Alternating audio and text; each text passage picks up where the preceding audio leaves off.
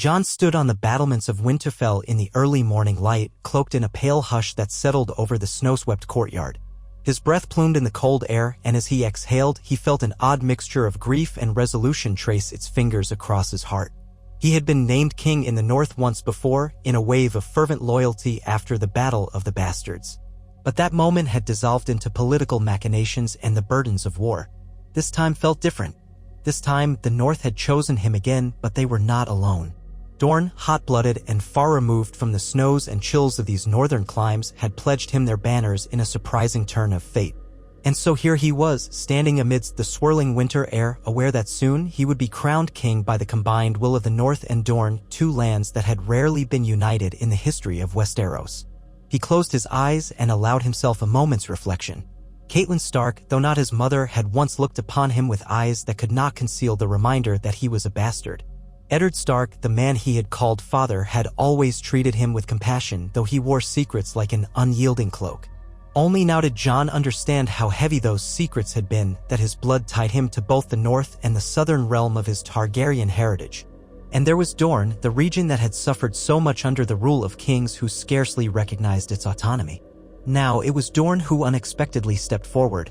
Perhaps they saw the Targaryen in him, or maybe it was the measure of the man he'd proven himself to be.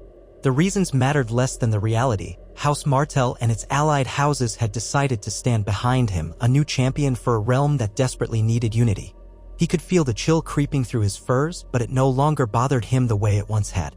Living, dying, and returning to this mortal coil had left him a changed man. The cold was a mild inconvenience now, distant at best. He heard soft footsteps on the stone behind him and turned to see Sansa. She moved with that graceful poise she had honed in the lethal courts of King's Landing, yet she also wore her northern pride openly, her red hair twisted in a practical braid beneath a wolf fur mantle. She looked at her half-brother, no, her cousin, but in truth the words of relationship seemed trivial next to the bond they shared, and offered him a gentle smile. "Everything is ready," Sansa said, her voice like a low hush across a winter field. "They're waiting in the Great Hall." Jon nodded, heart pounding in his chest. He cast one last glance over the battlements, remembering all the times he stood watch on the wall, younger and more uncertain of himself. The horizon was gray and snow drifted lazily, but the day was not bleak. A quiet determination pressed through the whiteness like an ember buried in ash. Jon felt it in his bones. He followed Sansa downstairs, his cloak trailing behind, the direwolf sigil Stark upon his back. As they walked toward the Great Hall, the corridors of Winterfell stirred with life. Men of the north, heads bowed in respect, parted to let him pass. Many wore the simple attire of farmers and crofters pressed into service. Others were sworn knights bearing the sigils of their houses. Jon caught glimpses of House Mormont's bear, House Serwyn's battle-axe, House Glover's mailed fist. They all had come because the north had made a choice once more, and for once the lords and common folk seemed aligned. The north remembered. They remembered his defense against the Night King and his unwavering stand for them. But their memory was tempered by the harsh lessons of the wars that followed. They saw not just a champion but a man who had bled for them, and that might be the greatest measure of a king. At the Great Hall's doors, Davos Seaworth greeted him. The Onion Knight stood tall despite the losses etched into the lines of his face. He had once followed Stannis Baratheon, then he had thrown his lot with Jon, not for a promise of lands or gold, but for the quiet conviction that this young man, Ned Stark's supposed bastard, possessed a sense of honor and a capacity for mercy. Davos's gaze shone with pride and encouragement. "It's nearly time," he said, voice resonant with the authority of one who had seen more battles and heartbreaks than he cared to count. "They're all inside." Jon exhaled slowly. He recalled the last time he had walked into a hall of northern lords demanding fealty. It had been right after he wrested Winterfell from Ramsay Bolton's grip. That memory, though triumphant, also recalled the horrors the war had wrought upon the north. Now House Bolton was no more, but the scars they left behind still haunted these halls. Perhaps in forging this new alliance with Dorne, they could begin anew, heal even. He pressed a hand to the door, nodded to Sansa, and stepped inside. The Great Hall was awash in candlelight and the glow of torches, an amber tapestry of flickering luminescence that illuminated every face turned toward him. He felt the combined gaze of northern lords and ladies, Dornish envoys, and the loyal knights who had come from afar. Amid the crowd, he saw representatives of Dorne in their light leather armor, layered with cloth dyed in bright oranges and yellows, reminiscent of the sun that baked their homeland. They looked somewhat out of place in the fortress of the Stark family, but their posture was confident, heads high, as though they had come to claim a long-denied voice in the halls of power. At the front stood Lady Nymeria Sand, rumored to be an acknowledged daughter of Dorne Martell's line. She wore a thin circlet of copper that glinted in the torchlight, her dark hair falling freely across her shoulders. When Jon crossed the threshold, her serious face broke into a measured smile. This was the woman who had negotiated the agreement with Sansa and the other northern lords behind the scenes. Jon knew well the cost that Dorne had paid during the wars and recognized the hope Dorne placed in him. His gaze flicked around the hall, landing on the faces of Brienne of Tarth, Podrick by her side, and then to Arya, his sister, though bound by blood differently than he had once believed. She stood near a pillar, half in shadow, arms folded, her wolfish eyes regarding him with a quiet pride. The hall's hush was broken by the scraping of chairs as the lords and ladies stood. Sansa made her way to a small dais at the far end of the hall. Atop the dais was a seat, simple, carved of dark wood, draped with dire wolf pelts. Not a throne, precisely, but a seat of northern kings. Jon followed her, feeling the weight of eyes on him. He wondered if his father, his true father, Rhaegar Targaryen, had ever felt such gravity in his chest, such knowledge that a crown was more than gold and jewels, but rather a mantle of duty to the people. Before he could sink too deeply into thought, Sansa turned to the crowd and spoke, her clear voice carrying through the hall. "My lords and ladies, we are gathered today to affirm our choice for the king in the north, who shall also hold alliance with the people of Dorne. Our realms, separated by miles and tradition, have chosen to come together under one ruler. Let us bear witness to this union." Lady Nymeria Sand stepped forward, a small ornamental chest in her hands. She opened it delicately to reveal a slim circlet wrought of black iron inlaid with silver. Not quite a crown in the southern sense, but a symbol of leadership rooted in the old ways. She held it aloft, her voice firm. "Dorne has known the pain of subjugation and the betrayal of alliances. We do not bend easily. Yet, we believe we have found in Jon Snow someone who holds the ideals of unity above personal gain. May this crown symbolize our bond, north and south, forged in respect." Jon stood rooted to the spot, hardly daring to breathe. The echoes of the hall seemed to press in around him like the hush before a storm. The thick iron circlet glinted in the torchlight as it was placed in Sansa's hands. She paused, looking up at Jon, and in her eyes he saw both sisterly love and the resolve of a lady of Winterfell. With steady hands, she raised the circlet, her voice resonating with conviction. "The North proclaims you king. Dorne proclaims you king. May all the 7 kingdoms come to see the wisdom of their union." The iron touched Jon's hair, the weight unfamiliar yet strangely fitting. A wave of silence settled over the hall before an eruption of sound. Cheers, the stamping of feet, the clang of swords against shields. The combined voices of Northmen and Dornishmen roared in celebration, echoing against the ancient stone walls. Jon stood with his heart pounding, letting the noise wash over him. This was no moment of personal triumph alone. It carried the hopes of 2 realms scarred by war and treachery. If he had learned anything in the past years, it was that a king's power meant little if it wasn't used to protect the innocent and strive for peace. When the cheers subsided to a murmur, Davos stepped forward and knelt before Jon in a deeply respectful bow. Others in the room followed, each pledging fealty in turn. Jon resisted the urge to tell them to rise immediately. It felt odd, almost uncomfortable, but he forced himself to accept the gesture. It was not about pride, it was about unity. Then, at last, his voice rang out, "I thank you for your trust. I swear to you that I will do all in my power to protect these lands and honor the promises we have made to one another. Dorne and the North have stood apart for too long, no more. We will forge a future that belongs to both and to all who wish to see Westeros whole and just." He let his gaze sweep across the gathered. His eyes caught Arya's in the corner, and she offered him the faintest nod, the ghost of a smile playing on her lips. Sansa clasped her hands before her, relief mingling with pride in her face. Lady Nymeria Sand stepped aside, her posture gracious. At that moment, Jon felt an unspoken weight. This was only the beginning of the trials to come. When the hall emptied for the feast, the noise shifted from ceremonial hush to a more riotous celebration. Servants brought in platters laden with roasted meats, loaves of bread, and flagons of ale and Dornish wine. The distinctions in taste and tradition between the 2 realms were evident on the tables, spiced peppers from Dorne alongside stews thick with northern root vegetables. Conversations overlapped in a mingling of accents. Laughter broke out as Northmen attempted Dornish dances, while Dornish knights gingerly tried the heavier northern fare. It was a tapestry of difference woven together under the single roof of Winterfell. Jon ate sparingly, not out of disinterest but because he was more intent on observing. The presence of so many southern folk here in the stronghold of House Stark felt like a precarious new beginning. He saw the mutual curiosity in every glance exchanged. Northmen, known for their blunt practicality, found themselves puzzling over the elegant twists of Dornish courtesy. The Dornish, accustomed to warm sunshine and open-air feasts, tried not to shiver in the drafty halls, yet their eyes gleamed with a sense of adventure. He felt a spark of hope flare within his heart. This was what he wished to preserve: human connection, bridging all that might divide them. A hush settled when Lady Nymeria Sand approached his seat at the head of the hall. She curtsied lightly, then addressed him in a voice that was soft yet clear enough to carry. "Your Grace, the time for words may be over for tonight, but I should like to speak with you in private soon. We have much to discuss about what we hope to build together." Jon inclined his head. "Of course, my lady. After the feast, come to the solar. We'll speak." She smiled, an enigmatic tilt of her lips that reminded him vaguely of the times he had encountered another strong-willed Dornish woman in the past, though that woman had been as dangerous as she was charming. He wondered if Lady Nymeria held secrets or ambitions hidden behind that serene gaze.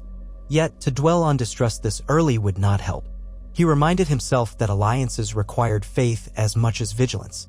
As the celebrations wound into late evening, Jon excused himself and slipped out of the great hall. The corridors were quieter now, torches guttering as the cold wind whistled through ancient stone. He passed by a window, pausing a moment to peer out at the courtyard below. Snow drifted. It seemed the falling flakes might never end, but he knew that eventually summer would come again. If the realm could survive the long night, it could survive this forging of alliances as well. With that thought, he continued on to the solar. Inside, a fire crackled in a large hearth. Lady Nymeria Sand was already there, standing near a table covered with old maps of Westeros. A single candle and the glow of the fire cast dancing shadows across the old parchment. She turned at Jon's entrance, inclining her head respectfully. "Your Grace."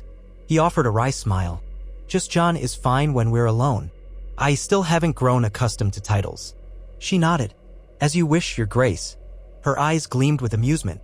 "Old habits die slowly." Jon closed the door behind him, and an odd sense of intimacy settled in the room. He drifted to the table, running his fingers lightly over the edges of a map that marked trade routes across Dorne and the southern seas. "Thank you for what you said earlier," he began.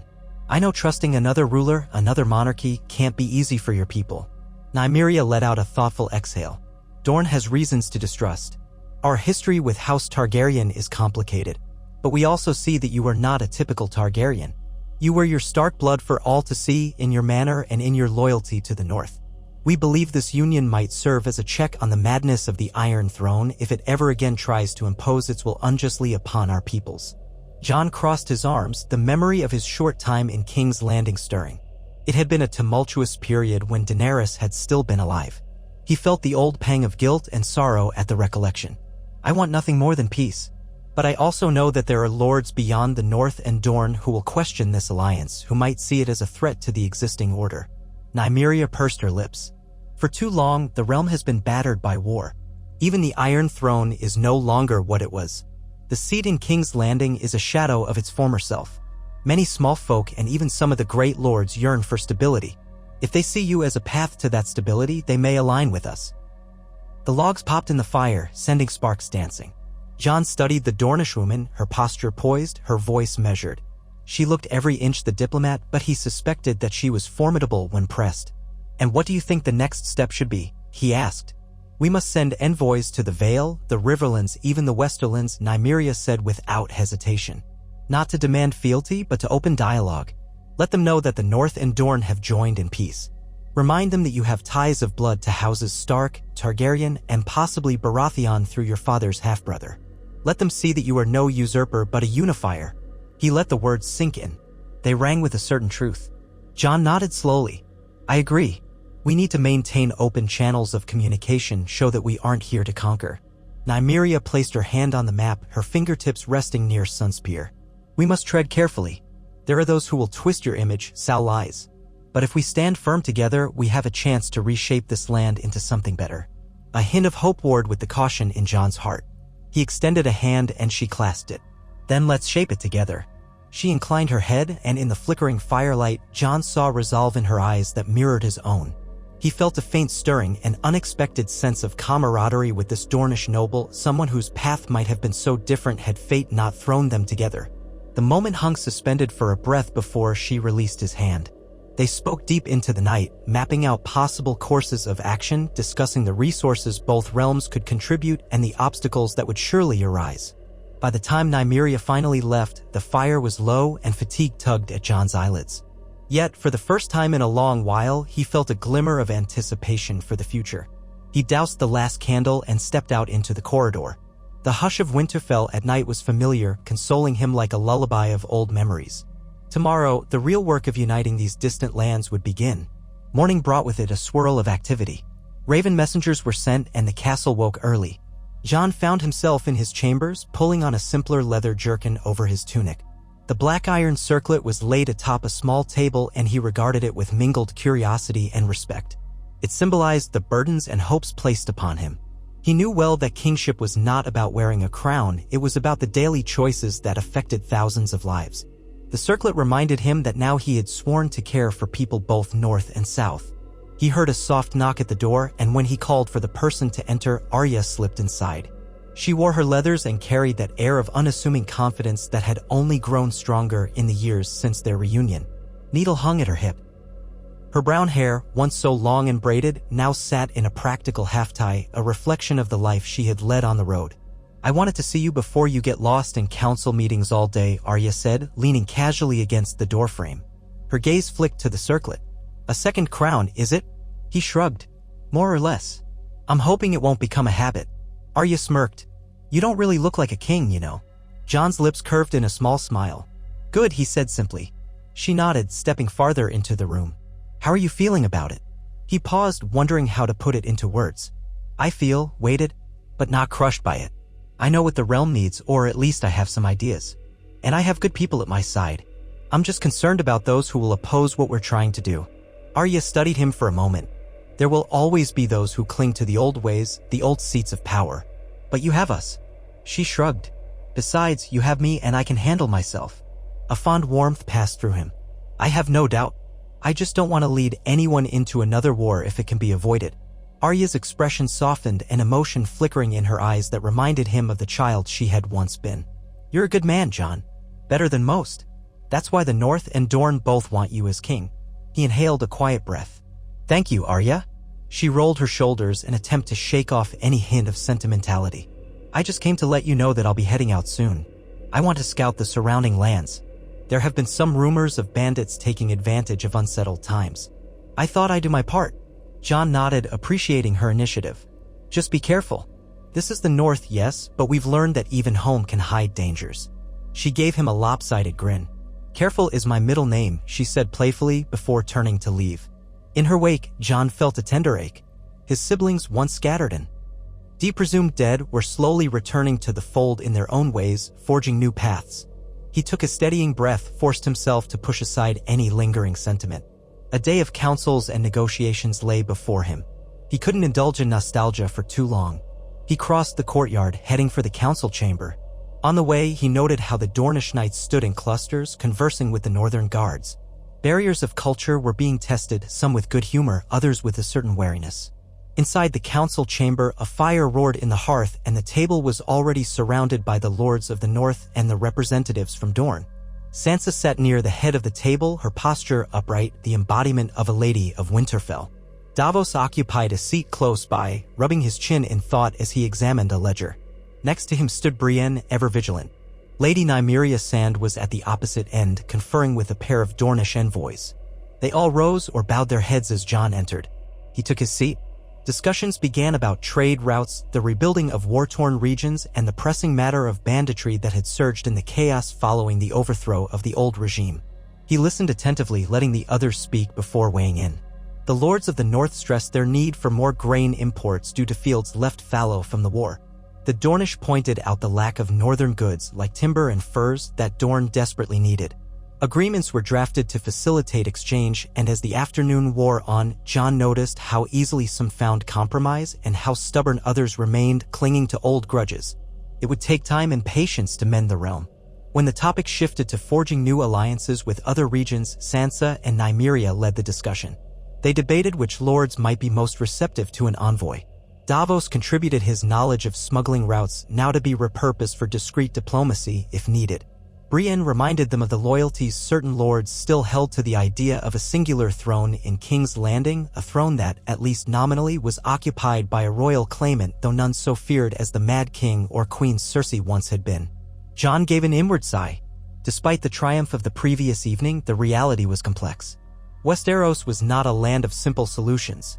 By the time the sun reached its zenith, he called a brief recess, allowing everyone to stretch their legs and gather their thoughts. He exited the chamber, stepping into the hallway for a moment of quiet reflection. To his surprise, he saw Ghost, his dire wolf, padding silently around the corner. The majestic white wolf approached, pressing his muzzle against Jon's hand. Jon stroked Ghost's thick fur, letting the warmth of that simple companionship soothe him. He sensed someone behind him and turned to find Sansa. She folded her hands, a small, earnest smile on her lips. "He's been restless with all these strangers around," she said, glancing at Ghost. "I think he needed to see you." Jon nodded. "We all could use a moment of familiarity," he admitted, continuing to run his fingers through Ghost's fur.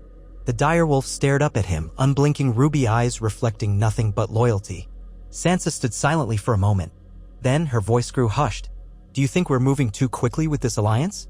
Some of the northern lords are uneasy about letting so many Dornish in. They remember old battles, old betrayals. Sometimes I worry we're pushing them beyond what they can bear." Jon gave a thoughtful exhale. "I know, but if we wait until everyone is completely comfortable, it will never happen. The years to come will remain defined by distrust and old feuds. We have to take a chance on something better." She reached out and placed a hand gently on his shoulder. "You sound like our father."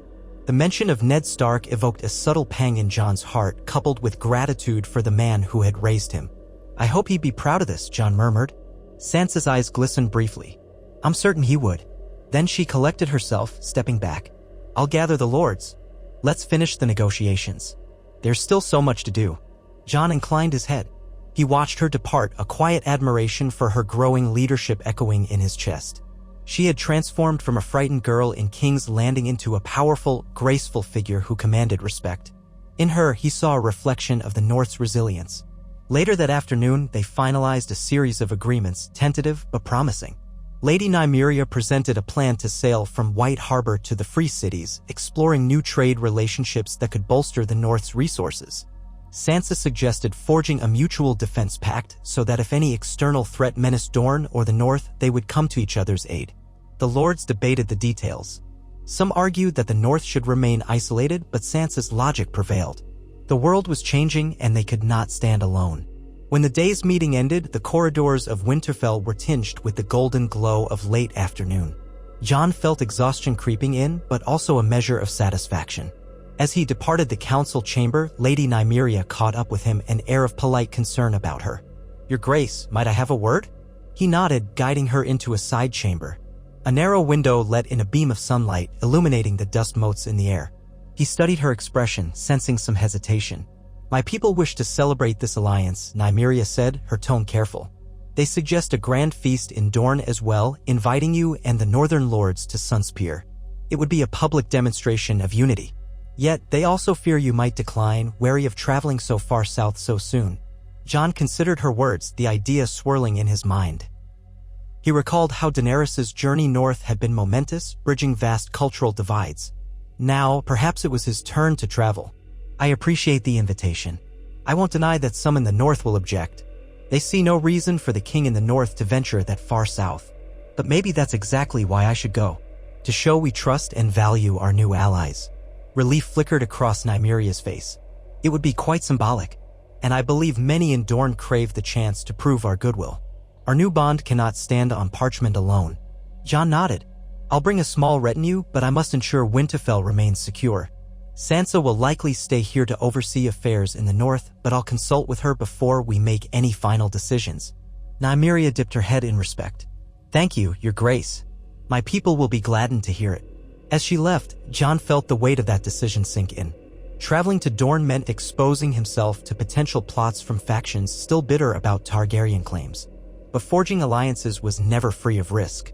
He spent the evening quietly, drifting through Winterfell's halls, checking on the men in the yard, observing the mingling of Dornish travelers and northern folk. The tapestry of cooperation was still being woven, and each day brought new patterns and uncertainties. Sleep came fitfully that night. He dreamed of the wall of the ice crumbling beneath the onslaught of the White Walkers. He dreamed of the great halls of Winterfell filled with ghosts of those who had died for the North, Eddard Stark, Robb Stark, Lyanna Mormont, and so many others.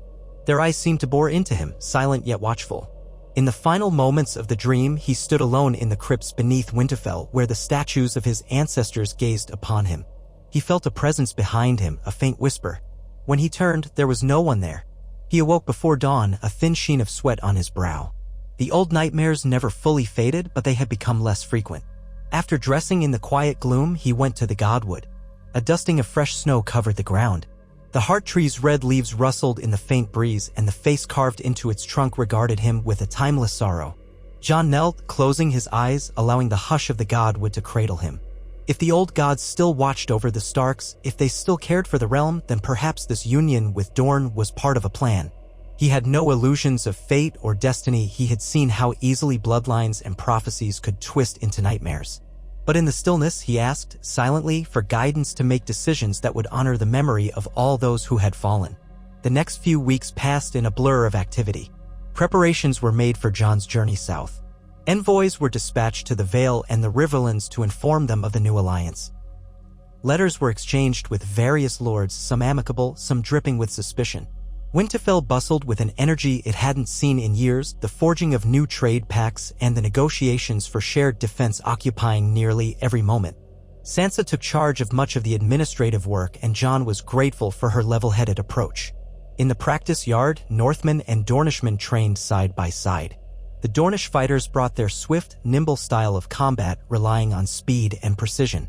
The Northerners favored heavier blades and brute strength. Jon watched them spar, occasionally offering a word of advice. He saw grudging respect forming on both sides. He could not help but recall the time at Castle Black when wildlings and crows first tried to coexist. The tension and fights had been frequent, but over time, alliances had formed in blood and sweat. Perhaps the same could happen here, though with fewer open hostilities. Amid the planning, Jon found quiet moments with those closest to him. One day, he walked the ramparts with Davos, discussing the intricacies of the new trade routes. Davos, the old smuggler, had a keen sense for maritime affairs, including the pitfalls. He advised caution with the merchants of the free cities, warning that not all would be above board. Jon listened, trusting Davos's experience. If his counsel had once guided Stannis, it had guided Jon through many perils since. In another quiet interlude, he sparred with Brienne in the courtyard. Though taller and more physically imposing, she never underestimated Jon's skill. They traded blows with practiced swords, the ring of steel echoing among onlookers. The difference in their styles was evident. Brienne's technique was polished, knightly, while Jon's had edges honed in war and desperation. He landed a glancing strike on her shoulder, and she responded by knocking him off balance with a powerful swing. The moment his back hit the packed snow, the watchers erupted in gasps and laughter. Jon found himself grinning. The warmth of camaraderie was more precious to him than any crown. As the day of his departure for Dorne approached, Sansa called a final council meeting. The room was thick with the scent of smoke and the murmur of voices. Jon sat at the head of the table, the black iron circlet resting before him. To his right was Lady Nymeria Sand, to his left, Sansa. Across the table, Davos, Brienne, and several northern lords sat with arms folded or faces intent. Conversations had grown more serious as they realized the king's journey might test the new alliance's strength. "We should send a sizable escort," insisted Lord Manderley, his broad face furrowing in concern. "The king traveling through the lands between here and Dorne, it's not all friendly territory." Nymeria touched her fingertips together. "Our route is planned primarily by sea. A ship will take us from White Harbor directly to Sunspear. Though the passage itself can be dangerous if pirates linger off the coast. Precisely why we need a strong escort," Manderley pressed. Jon lifted a hand. "We'll have enough men to deter pirates. But let's not appear to be an invading force. A modest retinue will suffice." Sansa glanced at the gathered lords. "And the remainder shall stay here to maintain order in the north." Davos nodded in agreement. "A show of strength is good, but a show of cooperation is better. We want to appear confident, not aggressive." They ironed out the final details, including who would govern in Jon's absence. It was agreed that Sansa would remain as regent in the north, a position everyone recognized she was well suited to fill. The meeting adjourned, and Jon felt a slight tension in the air. Change was never easy, and this was a monumental shift for the North. Yet, as he stepped from the chamber, he was met with the sight of Dornish workers helping to repair a section of Winterfell's outer wall shattered in some past conflict. The men climbed ladders side by side with Northerners, sharing tools and advice in halting conversations. It was a small sign, but it stirred optimism in his chest. The morning of his departure arrived cold but bright. The snow had stopped for a moment, and the sky was a pale blue, streaked with the faintest brush of clouds. The courtyard hummed with activity as horses were groomed, provisions loaded, and final checks made. Jon stood next to a well-laden carriage that would transport the Dornish delegates who weren't as accustomed to lengthy rides in harsh weather. Ghost roamed around, uneasy at the sight of so many people leaving. Sansa approached, dressed in her thickest cloak, the fur collar framing her face. She studied Jon with solemn eyes. "I wish I could go, but we both know the North needs stability right now." He gave a small nod. "We'll ride as often as ravens allow, and I trust you to keep our people safe." She managed a wistful smile. "Just come back in one piece, Your Grace." He wanted to tell her not to call him that, but he knew it was an important signal to the gathered crowd. Instead, he gently embraced her.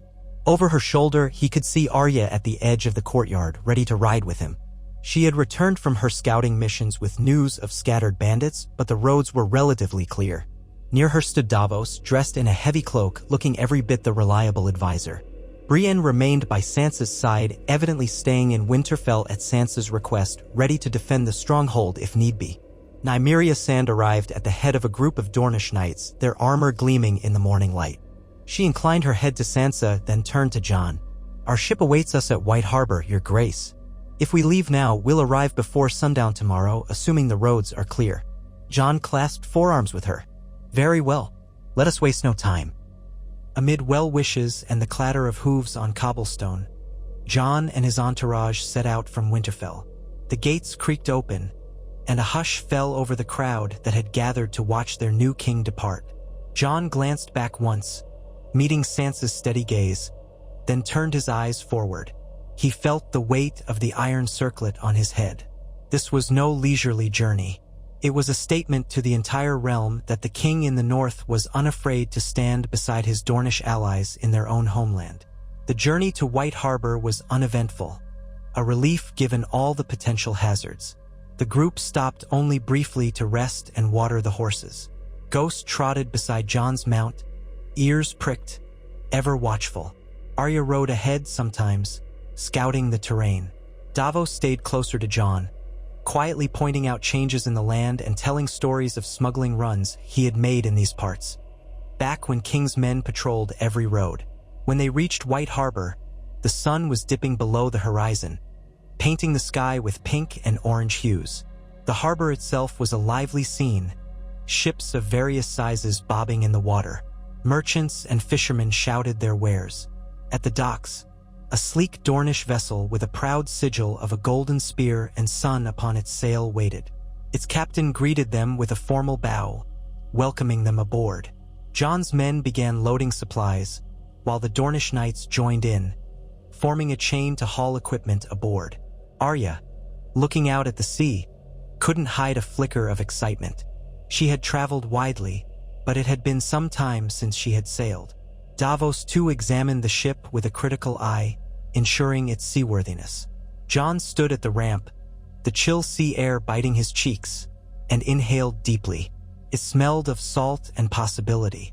As night fully claimed the sky, the ship's lanterns were lit, casting wobbly reflections on the dark water. They set sail with a stiff breeze at their backs. White Harbor shrank behind them, a cluster of lights receding into the distance. Ghost, unsettled by the rolling deck, paced and sniffed at every corner of the ship, eventually lying down near Jon's bunk, ears twitching at every creak. The next morning dawned with a steady wind, and the ship cut southward. Storm clouds hovered on the horizon, but for now the sea remained relatively calm. Jon took the opportunity to speak with Arya, who was perched at the bow, scanning the waters with a keen gaze. "Are you missing Winterfell already?" he asked quietly. She shrugged, a smile tugging at the corner of her lips. "Home is always with me, but there's something liberating about the open sea." He leaned against the rail. "You've seen more of this world than I have, Arya. I suppose I should be asking you for guidance." She laughed softly, the sound carried away by the wind. "I'm no lord or lady, Jon. You know that. But I'll help you however I can." He nodded, comforted by her presence. Their bond had been tested by time and separation, but in moments like this, he felt that old sibling closeness. The hours passed with the dull roar of waves. The Dornish knights busied themselves with duties around the ship, some of them clearly in use to long voyages. Davos hovered near the captain, exchanging old sailors' wisdom. Lady Nymeria spent much of the day in quiet thought, occasionally jotting notes on a small parchment. Toward dusk, the clouds thickened and the wind picked up. The sea became choppy and the ship lurched over rolling waves. Water sprayed across the deck and the crew rushed to secure lines. Jon and the others held fast, bracing themselves as the vessel creaked and moaned under the strain. It wasn't a full storm, but enough to remind them of the sea's unpredictable nature. Ghost bared his teeth at the crashing waves, unsettled. The wind howled for a couple of hours, but by the time the moon rose, the seas had calmed somewhat. The ship emerged from the rough patch into calmer waters. Everyone breathed a sigh of relief. Jon retired to his small cabin, though he found sleep elusive amidst the rocking of the vessel and the swirl of thoughts in his head. By sunrise, they were well into the southern waters, the air growing milder with every passing hour. Jon stood at the bow once more, letting the wind tug at his hair. He could sense a change. The frigid bite was gone, replaced by a gentler breeze. The sky took on a brighter blue and the promise of a warmer land lay ahead. Around mid-afternoon, the lookout shouted, and Jon saw, in the far distance, the outline of Sunspear's towers and spires rising from the coast like a mirage in the heat haze. A wave of mixed excitement and unease rippled through him. Dorne. He had never set foot there, and yet it played such a pivotal role in his lineage. His father, Rhaegar, had ties to Elia Martell. It was in Dorne where that marriage had once flourished, only to be overshadowed by tragedy. Now he was coming as a king, bridging the North and Dorne in a way that might finally heal old wounds. As they drew closer, the distinct architecture of Sunspear revealed itself, slender towers of pale stone shaped by the desert sun. The port bristled with activity, fishing vessels, trade ships from Essos, and smaller crafts navigating the shallows. The Dornish sun beat down, making the deck hot beneath Jon's boots. The men shed layers of clothing.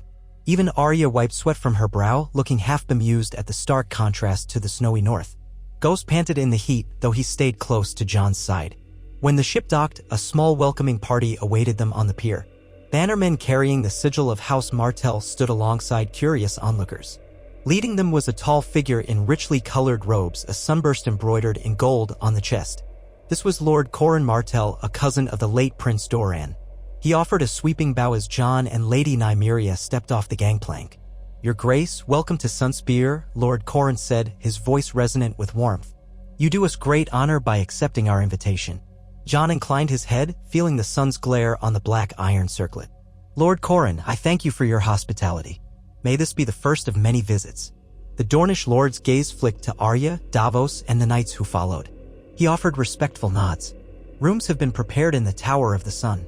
We have a small feast planned tonight to formally welcome you. Come, let us escape the heat." Jon and his entourage followed Lord Corran and the Dornish retinue through the winding streets that led to the castle. Sunspear was alive with color, orange banners waving in the breeze, stalls laden with fresh fruits and local spices perfuming the air. The warmth enveloped them, a stark contrast to Winterfell's chill. Jon noted how the local folk paused to watch, curious about the pale northerners in their midst. Within the castle walls, shadows provided some relief from the unrelenting sun. Servants guided them to their chambers. Jon's quarters overlooked the sea, a balcony letting in the salt-laced wind. It was a comfortable space, though decorated in a style foreign to him, bright silks and intricately carved wooden furniture. He removed his cloak and set aside the circlet, running a hand over his damp forehead. Ghost padded inside, sniffing at corners, clearly uncomfortable in the heat but loyal as ever. Night fell swiftly and lanterns illuminated the corridors of Sunspear with a warm, golden glow. Davos and Arya accompanied Jon to the feast hall while Nymeria Sand led them, dressed in flowing Dornish garb that accentuated her stature. Inside, musicians plucked at stringed instruments, weaving a melody that was both vibrant and haunting. Tables groaned under the weight of spiced meats, fresh fruits, and jugs of the famed Dornish wine. Lord Corran stood at the head of the hall, beckoning them forward. Once everyone was assembled, he raised a cup in a toast. "To King Jon of the North and to the alliance between our realms. May this union outshine the hottest Dornish sun and endure as long as winter snows." A chorus of agreement echoed through the hall and cups clinked. Jon took a sip of the wine, wincing slightly at its potency. It was stronger than what he was used to. He cleared his throat, then offered a brief reply. "Thank you for your welcome. The North and Dorne have suffered much, but together we can forge a future free of old hatreds." Polite applause followed, then the feast began in earnest. The tables buzzed with conversation. Dornish flavors exploded on Jon's palate: spiced peppers, citrus-touched dishes, and succulent grilled fish. He ate slowly, carefully, trying not to let the unfamiliar spiciness overwhelm him. Davos fared better, surprising Jon with his ability to adapt. Arya, however, took to the food with a fearless attitude, ignoring the tears that sprang to her eyes when the peppers proved too hot. Between courses, dancers in brightly colored silks whirled across the floor, their movements telling stories of ancient Dornish heroes and legends. The hall grew warm with bodies, laughter, and music. Jon couldn't help but notice how the Dornish seemed to revel in passion, be it in their dances, their wines, or their politics. They were a people who seized life. In that moment, he began to understand why it had been so difficult for them to tolerate the yoke of any king who didn't respect their autonomy. After the meal, Lord Corran rose again, gesturing for silence. "My friends, we have a treat tonight. One of our best performers, Lady Esma, will sing a ballad of Elia Martell, the Dornish princess who once wed a dragon prince. Her tale is our tale, a reminder of our resilience and our heartbreak. Let us welcome her." A hush fell. A tall woman in a flowing robe came forward, accompanied by a musician playing a lute-like instrument. She began to sing in a clear, sorrowful voice, recounting Elia's virtues, her hopes, and the tragedy that befell her. The hall listened in rapt silence. Jon felt a pang, knowing that Elia had been married to his father, Rhaegar. The story wound on, speaking of how a queenly rose was plucked too soon, a vengeance sought by the Martells but never fully realized. The melody was haunting, and the final notes lingered in the air like a lament. Jon found his throat tight. He glanced at Arya, who wore a solemn expression. Davos stared into his cup. Lady Nymeria had bowed her head, lost in memory. Lord Corran broke the silence. "We sing of Elia not to stoke old wounds, but to remind ourselves of the price of injustice. Let it remind us why we must never again allow outsiders to dictate our fate." He turned to Jon with a respectful nod. "But let it also remind us that new alliances can heal what was once broken." Jon managed a faint smile, raising his cup in a silent salute. The night continued with more music, more toasts, and quieter conversations. Eventually, Jon excused himself, the day's travel and the swirl of new impressions weighing heavily upon him. He returned to his chambers, stepping onto the balcony to let the cooler night air wash over him. Below, the city of Sunspear was alive with lights. He listened to the distant echoes of celebration of a city still buzzing with curiosity about the Northern King. Ghost nudged open the chamber door and stepped onto the balcony, sniffing the air. Jon scratched behind the direwolf's ears, 1,000 questions circling in his mind. Dorne was beautiful and fierce, carrying deep scars from the past. For them to not only welcome him but also crown him in their hearts spoke volumes of their hope for something better. He wondered if he could live up to that hope, if he could truly be the ruler they needed. There was no easy answer. But as he gazed at the moonlit sky, breathing in the night scents of the south, he resolved to do everything in his power to honor their trust. It was a heavy burden, but he bore it willingly. With a final glance at the shimmering city, he retreated inside, drawing the curtains against the moonlight. Tomorrow, the politics and complexities of Dorne would unfold further. He would face them as he had faced every challenge, by remaining steadfast in his honor and ready to adapt to the unexpected. The morning sun brought a dry heat that made Jon's northern garments stifling. He dressed in lighter linens that had been provided, though he still felt sweat gathering at the base of his neck. Dornish courtiers and minor lords gathered in the courtyard to greet him as he made his way to a smaller council chamber within the castle. He recognized some from the previous night's feast, others were new faces. Whispers of speculation trailed in his wake, but he sensed more curiosity than hostility. Within the council chamber, Lord Corran, Lady Nymeria, and a handful of prominent Dornish lords awaited. Maps of Dorne spread across the table, detailing trade routes, fortifications, and areas still rebuilding from the wars. As Jon entered, they all rose in a gesture of respect.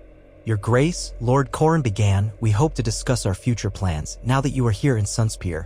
We want to show you the progress in rebuilding our roads and towns, as well as our defenses along the Red Mountains." Jon took a seat, leaning forward to examine the maps. "I appreciate the information. I also want to hear about the challenges you face. The North and Dorne must work hand in hand to address them." Nymeria pointed to several spots on the map. These are smaller towns that were damaged during the conflicts with the Lannisters. We've been working tirelessly to restore them, but the coffers are not what they used to be. Trade with the rest of Westeros slowed after the wars. We hope that with this new alliance, commerce can flow more freely. And we are prepared to export some of our goods north if you can aid us in securing certain materials. Wood, especially. Jon noted her words, recalling the earlier discussions in Winterfell. Wood is plentiful in the north, and we need your spices and citrus. We can arrange shipments once we've established safe routes. Lord Corran nodded. Precisely. The roads from the Stormlands to Dorne can be perilous. Brigands have taken advantage of the reduced patrols. But if you are open to stationing a small contingent of northern or joint forces at some of these choke points, it might discourage raids. Naturally, we'll share the cost. Jon considered this. A show of unity between our forces could help assure locals that we're serious about peace and stability. But we must be cautious not to appear as conquerors. They continued for hours, delving into details of shipments, possible trade partners, and the logistics of stationing troops. Jon listened carefully to the perspectives of each Dornish lord. Some were eager for closer ties, while others, more traditionalist, raised concerns about diluting Dornish independence. Jon responded with measured calm, emphasizing cooperation over domination. He knew trust had to be earned through consistent, fair dealings. By midday, the meeting paused. Servants brought cool water and chilled fruits. Jon drank gratefully, feeling the heat press against him like a living thing. Nymeria tilted her head, studying him. You handle yourself well, considering the newness of all this. Many men from the north might have dismissed our concerns. Jon met her gaze with humility. I've seen what happens when leaders ignore the needs of their people. I don't want to repeat those mistakes. She smiled faintly. Then there may be hope for this realm yet. After the council resumed and plans were sketched out, Lord Corran suggested a tour of Sunspear's walls and key points of the city. Jon agreed, keen to see firsthand how the Dornish capital thrived. They walked through sun-bleached courtyards, up winding stairs to parapets overlooking the sea. The stone radiated warmth, and the glare made Jon squint. But from this vantage, he saw the sprawl of Sunspear. White and beige buildings, narrow streets bustling with life, and the occasional splash of color where a banner or tapestry hung. Arya joined them, intrigued by the layout of the city. She asked questions about the architecture, about how the walls had been designed to repel invasion. Lord Corran answered her with pride. The dryness of the day gave way to a warm evening wind that carried the scent of the sea and spice markets. They paused by a turret, overlooking the harbor. Ships came and went, and Jon observed how commerce flowed into Dorne. He noted the variety of flags on the masts, some from Bravos, others from Pentos, and a few from places he'd never seen. The days that followed established a new rhythm. Jon attended more meetings, forging agreements with Dornish officials, while also making a point to walk among the common folk in Sunspear. He visited a marketplace with Arya, sampling local foods and listening to merchants pitch their wares. He spoke with artisans rebuilding damaged sections of the city, commending their dedication. The more he saw of Dorne, the more he understood the deep pride the people took in their homeland. Arya spent her time exploring, sometimes disappearing for hours to practice swordplay with Dornish warriors or slipping into the lesser-known parts of the city. She returned with stories of how the small folk spoke about the new alliance. To Jon's relief, she reported that most talk was hopeful if cautious. They saw in him a different kind of king, one who would not impose harsh taxes or meddle in Dornish traditions. One evening, after another series of councils, Jon found himself alone on a balcony once more, the heat of the day dissipating into a mild night. The sky was clear, stars scattered across its expanse. He heard footsteps behind him and turned to see Davos. The older man offered a gentle nod, coming to lean on the rail. "How are you holding up, Your Grace?" Davos asked, his tone kindly. Jon sighed, glancing over at the lights of the city. "I never imagined I'd be here, wearing this crown, forging alliances in Dorne. Sometimes I think back to being a boy in Winterfell, dreaming of joining the Night's Watch." Davos gave a wry smile. "The gods are fond of their twists, it seems. But from what I see, you're doing well. The Dornish respect that you listen before you speak." Jon managed a small laugh. "That's because I rarely know what to say." Sometimes that's the best policy for a king, Davos remarked, his voice quiet, reminiscent of the wisdom that comes from a life of hardship. We've seen the worst kinds of rulers, tyrants who thought they knew everything. Your uncertainty might be the realm's saving grace. Jon looked away, letting the nighter soothe him. I only hope it's enough. The realm is fractured. We have the North and Dorne, yes, but what of the Reach, the Westerlands, the Vale? We can't rule them all, nor should we. But if we are to have lasting peace, we need a unified Westeros. Davos's gaze was sympathetic. One step at a time, Jon. You've done more than most to unite people who were once bitter enemies. The rest, well, we'll tackle it as it comes. They shared a moment of companionable silence. A faint breeze stirred the torches along the balcony. Far below, the murmur of the city's nightlife hummed like a distant chorus. Jon closed his eyes, letting the swirl of anxieties recede for a brief moment. Then a faint sound reached his ears, a soft scraping behind him. Both he and Davos turned quickly, hands tensing. Arya emerged from the shadows, rolling her eyes. You two are too tense, she said softly, though there was no malice in her voice. I came to let you know Lady Nymeria wants to speak with you. She's waiting in the hall. Jon nodded. Right? I'd best see what she needs. Leaving Davos on the balcony, Jon walked with Arya through the corridors of Sunspear. The hallways were lit by torches that cast flickering shadows on the tiled floors. When they reached a small audience chamber, Lady Nymeria was indeed waiting, dressed in light robes, her hair cascading loosely. She gestured for Jon to enter, then offered Arya a polite nod. Could you give us a moment, Lady Arya? Arya raised an eyebrow at Jon, but he gave a reassuring nod and she slipped away. Alone with Nymeria, Jon sensed the gravity of what she might say. She folded her hands. Your Grace, we've received word from King's Landing. They are aware of this new alliance and they've sent an envoy to Dorne. Jon's heart quickened. What do they want? Nymeria's expression was unreadable. It seems they wish to discuss terms for recognizing your kingship in the North and in Dorne, but they also request certain assurances. Jon felt a wave of conflicting emotions. Part of him wanted no dealings with King's Landing, given all he had sacrificed. Another part recognized that if the seat of the Iron Throne was willing to negotiate, that might bring peace. What assurances? They want to ensure that Dorne remains a province of the Seven Kingdoms and that you do not lay claim to the Iron Throne. Jon let out a slow breath. I never wanted the Iron Throne. But do they acknowledge our right to self-governance? Nymeria pursed her lips. That is unclear. The envoy will arrive tomorrow. He is apparently quite high-ranking. He'll want to speak with you directly. Jon nodded, mind whirling. Then we'll speak. I have no desire to plunge Westeros into another war. If they are willing to grant the North and Dorne genuine autonomy, I'd rather we find a peaceful arrangement. Nymeria offered a measured smile. I'm relieved you feel that way. Many Dornish fear a trap, but if we handle this carefully, we might secure the recognition we need. Jon rubbed the back of his neck, tension knotting there. We'll meet this envoy in the open. No closed doors. Let the people see that we're transparent. Nymeria dipped her head in agreement. I'll make the arrangements. As she left, Jon lingered in the chamber. The flicker of torchlight played across the walls, highlighting scenes of Dornish history painted in vivid pigments, scenes of warriors and desert landscapes, of the sun beating down on armies. He understood that tomorrow's conversation with King's Landing could define everything they'd built so far. A single misstep could undo the fragile trust between the North and Dorne, or worse, lead to fresh conflict. Yet he had to try for the sake of the realm. That night, sleep came in restless fits. He found himself wandering the balconies again, ghost padding behind him. The moon glowed overhead, reminding him of the nights he'd spent beyond the wall, gazing at the stars. He remembered the vow he had made to protect the living. That vow extended beyond the North, beyond Dorne, to all of Westeros if it came to it. He didn't seek to rule them all, he merely sought to prevent the tragedies that had befallen so many. Morning arrived with a blaze of sunlight. Preparations for the envoy's arrival took shape quickly. The courtyard was readied and Dornish soldiers stood in careful formation. Jon wore a simpler version of his northern attire, designed for the heat but still bearing the Stark sigil. The black iron circlet rested lightly on his brow.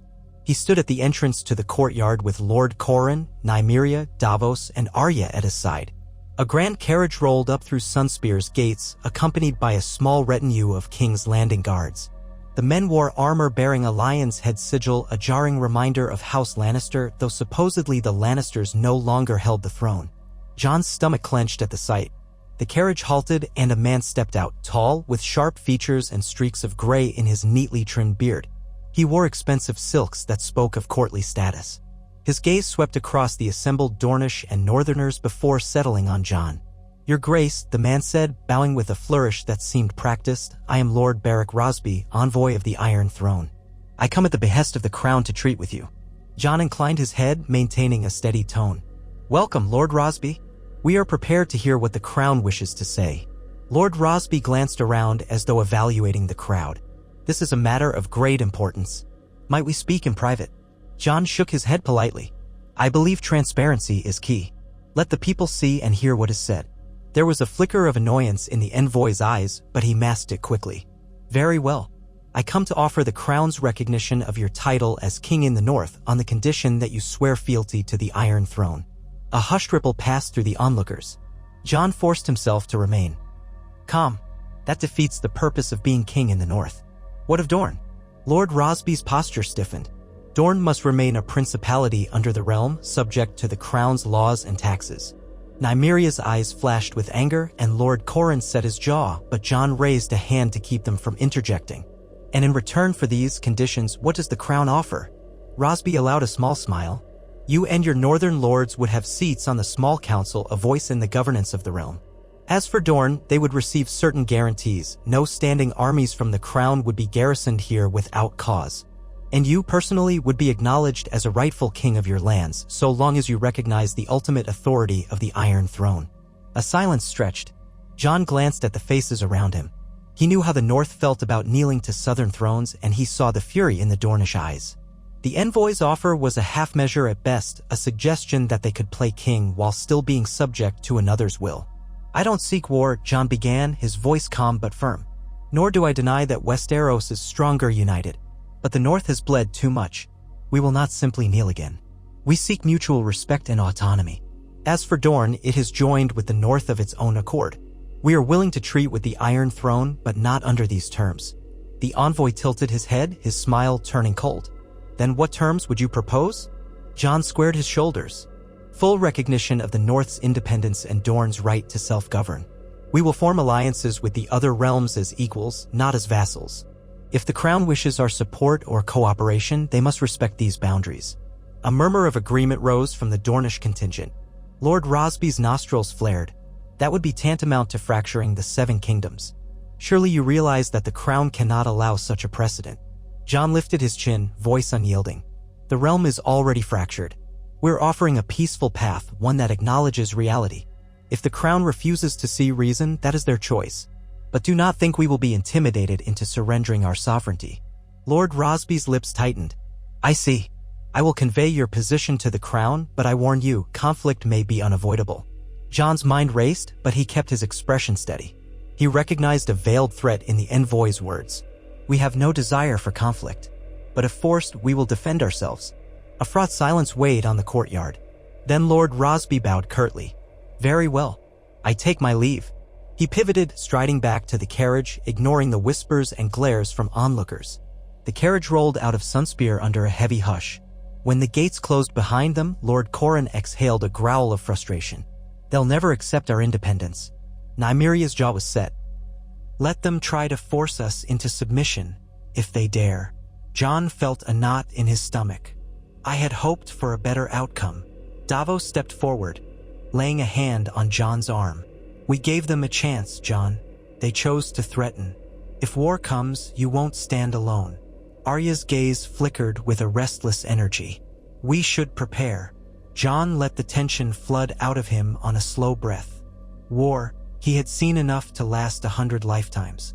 But the envoy's words loomed like a shadow, reminding him that the realm's old wounds might bleed anew if power-hungry forces in King's Landing refused to see reason. He scanned the crowd of Dornish lords and knights, seeing in their faces a hardened resolve. They had chosen to stand with him, and the North, though distant, had pledged him their loyalty as well. There was strength in unity, more than any single crown or throne could claim. He raised his voice, speaking not just to those assembled, but to the spirit of both North and South. "We came here in peace, hoping for understanding with the crown. But if they will not have it, we will not bend. The North and Dorne share a bond forged in respect. Let no man break it with threats or intimidation. We stand together." A resounding cheer rose, echoing off the sandstone walls of Sunspear. Jon looked around, heart pounding. He didn't relish the thought of war, but he would not abandon these people who had placed their faith in him. And as he stood under the searing Dornish sun, the black iron circlet on his head, he felt a surge of determination. Come what may, he would fight for the realm he believed in, a realm where no one was ever again subjected to a tyrant's heel. That night, he found no solace in sleep. Instead, he lay awake, pondering the precarious path ahead. The specter of war loomed, but there was also the faintest glimmer of possibility. If other regions saw how the North and Dorne stood firm, perhaps they too would seek a new way. Perhaps the Iron Throne, in time, would realize that unity born of mutual respect was stronger than unity enforced by fear. Until then, Jon Snow, once a bastard, once a crow, once a resurrected champion, would stand as the king crowned by winter and sun alike, resolved to guide the realm toward a fragile yet hopeful dawn. That night, a tense hush fell across the corridors of Sunspear, as though the very walls sensed the weight of what had transpired in the courtyard. Servants moved quietly, lighting torches and sconces, then disappearing with the same hushed speed. The oppressive warmth of the Dornish evening pressed against every surface, and yet there was a chill in the eyes of those who had witnessed Lord Rosby's ultimatum. Even the city itself seemed subdued. The bustling markets were winding down, and the night watch along the walls was doubled. Whispered rumors trickled through alleyways and taverns. Some claimed King's Landing would dispatch a vast army. Others feared the crown might attempt a covert strike. Jon stood at a broad window overlooking the courtyard, the black iron circlet set on a small table behind him. The simple ring of metal had never felt heavier. Ghosts prowled near his feet, ears twitching at faint echoes of movement. Within Jon's mind, the envoy's words replayed relentlessly: conflict may be unavoidable.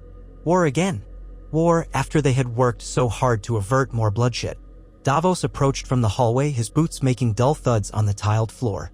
He carried a small parchment in one hand. "Your Grace," he said softly, using the title despite the privacy of the moment. The guarded expression on his face told Jon that the night would bring little ease. "We've received the first responses from our envoys to the Vale and the Riverlands." Jon turned, gesturing for Davos to continue. He felt his heart tighten. If the Vale or the Riverlands favored the crown, they might align themselves against the North and Dorne. It was too soon to guess, but every piece of news carried the potential to shift the balance. Davos unrolled the parchment. "The Riverlands under Lord Edmure Tully express sympathy for our position. It seems they resent the crown's attempts to reassert old powers without any tangible aid for their own war-torn lands. They may be open to an alliance, especially if we can promise mutual defense." He paused, tapping the parchment. "But they're cautious. They don't want to be the first to openly declare for a new order, not unless they see a clear sign of success." Jon nodded grimly. "I don't blame them. The Riverlands have been ravaged by enough wars in the last decade. They'll need solid assurances." Davos moved on to the second parchment. "As for the Vale, Lord Robert Arryn is, well, the letter is presumably written by his regent or advisors. They note that the Vale remained largely untouched by the worst of recent conflicts. It's prosperous enough on its own and in no hurry to antagonize the Iron Throne. But they do extend the courtesy of further discussion." A slow exhale escaped Jon's lips. "So the Vale stands on the fence." "Indeed," Davos said. "Neither fully for nor fully against. That might be better than outright hostility." Jon rubbed his forehead, feeling a headache forming. "We'll keep talking with them. Meanwhile, I want to see what we can arrange with the Riverlands. If Lord Edmure's people can be convinced that we have no ambitions to rule them, only to stand as equals, they might sign on." Davos dipped his head in agreement. "I'll draft a response tonight." When Jon finally retired to his chambers, the hours were late and the torches in the corridor guttered low. Despite the day's frustrations, he sank into a restless slumber, haunted by images of flaring torches and desperate battle cries echoing across a dark plain, a half-dream, half-memory of old wars he prayed would not be repeated. Morning came with an abrupt brightness that set Sunspear aglow, the harsh Dornish sun already heating the stones underfoot. Jon rose early, bracing himself for another day of negotiations with local lords. For all the tension, Dorne still needed governance, and their new alliance demanded a firm foundation in practical matters: trade, security, resource allocation. War or no war, these tasks could not be ignored. He crossed the courtyard, noticing that a few of the Dornish knights eyed every new face who entered through the gates. The city's vigilance had escalated, and for good reason. Lord Rosby's departure, with that thinly veiled warning, had sown a fresh wave of paranoia. Even among the small folk, fear lingered that the crown might strike preemptively. As Jon ascended a short flight of steps leading into a side wing of the castle, he found Lady Nymeria Sand waiting by a column, her dark hair bound at the nape of her neck. She offered a cool nod, her expression unreadable. "Your Grace," she said, gesturing for him to follow her into a side chamber. Inside, the room was dim, the shutters closed to keep out the worst of the morning heat. A large map of the Dornish borders lay on a table pinned at the edges by small weights. Several colored markers indicated positions of interest, Dornish patrols, rumored bandit hideouts, and watchtowers that had not been fully repaired. "I've been speaking with our officers," Nymeria said, stepping around the table. "They worry that if the crown decides to move against us, they'll try to exploit weaknesses along the Boneway or the Prince's Pass. Those routes are the most direct ways into Dorne. They're fortified, but not invulnerable." Jon examined the map, tracing the mountain passes with a finger. "I recall the stories of how Aegon the Conqueror struggled to break Dorne in the past, mostly because of this geography. But with enough men, a determined force might breach these passes eventually." Nymeria's gaze hardened. "Yes, especially if they coordinate with lords from the Stormlands who might be more loyal to King's Landing. Our position in the southern deserts is formidable but not impregnable." Jon glanced at her. "We need more information. We must understand who truly rules in King's Landing now. Is it still a Lannister hold? If so, which Lannister?" Rosby's retinue wore the lion's sigil, but that doesn't necessarily tell us the entire story. Nymeria nodded. "We do have some reports, rumors mostly, that one of Cersei Lannister's distant cousins survived the last upheaval and sits as a regent for a minor boy king, supposedly a relative of Tommen Baratheon. It's all so convoluted. We had hoped the confusion would deter them from acting, but clearly they still have enough power to send envoys." Jon's jaw tensed. The idea of yet another child king manipulated by Lannisters behind the throne sounded all too familiar. Then we're dealing with a regime that won't want to admit weakness. They might prefer to march south and crush any sign of rebellion rather than look impotent. Nymeria's voice was tight. "Precisely. We'll need eyes and ears in the Crownlands. I can arrange for some of our best scouts to travel north in secret, gather intelligence." Jon nodded, returning his focus to the map. "Good. Meanwhile, we'll keep pressing forward with our alliances. If we can gather enough support from the Riverlands and maybe even coax the Vale, the Crown might think twice before attacking. Numbers will matter, but so will the perception that we aren't alone." They spent the better part of an hour strategizing, placing markers on the map to denote potential defensive positions. Eventually, Davos joined them with updates on the next wave of Raven messages. He carried a small ledger, flipping it open to reveal a list of major houses in Westeros. Together, they pored over the possibilities. House Tarly in the Reach had been left in disarray after the wars. House Greyjoy was fractious at best. The Westerlands, while depleted, remained under partial Lannister influence. So many variables, so many unknown loyalties. By midday, the heat became nearly unbearable. Servants brought chilled water and pitchers of a lightly sweetened drink typical of Dorne, infused with citrus and mint to combat the sweltering weather. Jon gratefully accepted, sipping as beads of sweat gathered at his temples. Meanwhile, outside the castle, soldiers drilled in the courtyard under the watchful eye of Dornish officers. The clang of steel against steel punctuated the hot air. Occasionally, a cheer would rise when a swordsman displayed a particularly deft move. After a brief respite, Jon led a smaller council meeting in a shaded courtyard where a light breeze could flutter through. Dornish lords, some wearing wide-brimmed hats or protective scarves to shield their faces from the sun, gathered at a long table. Arya stood to one side, arms crossed, her keen eyes flicking over each face.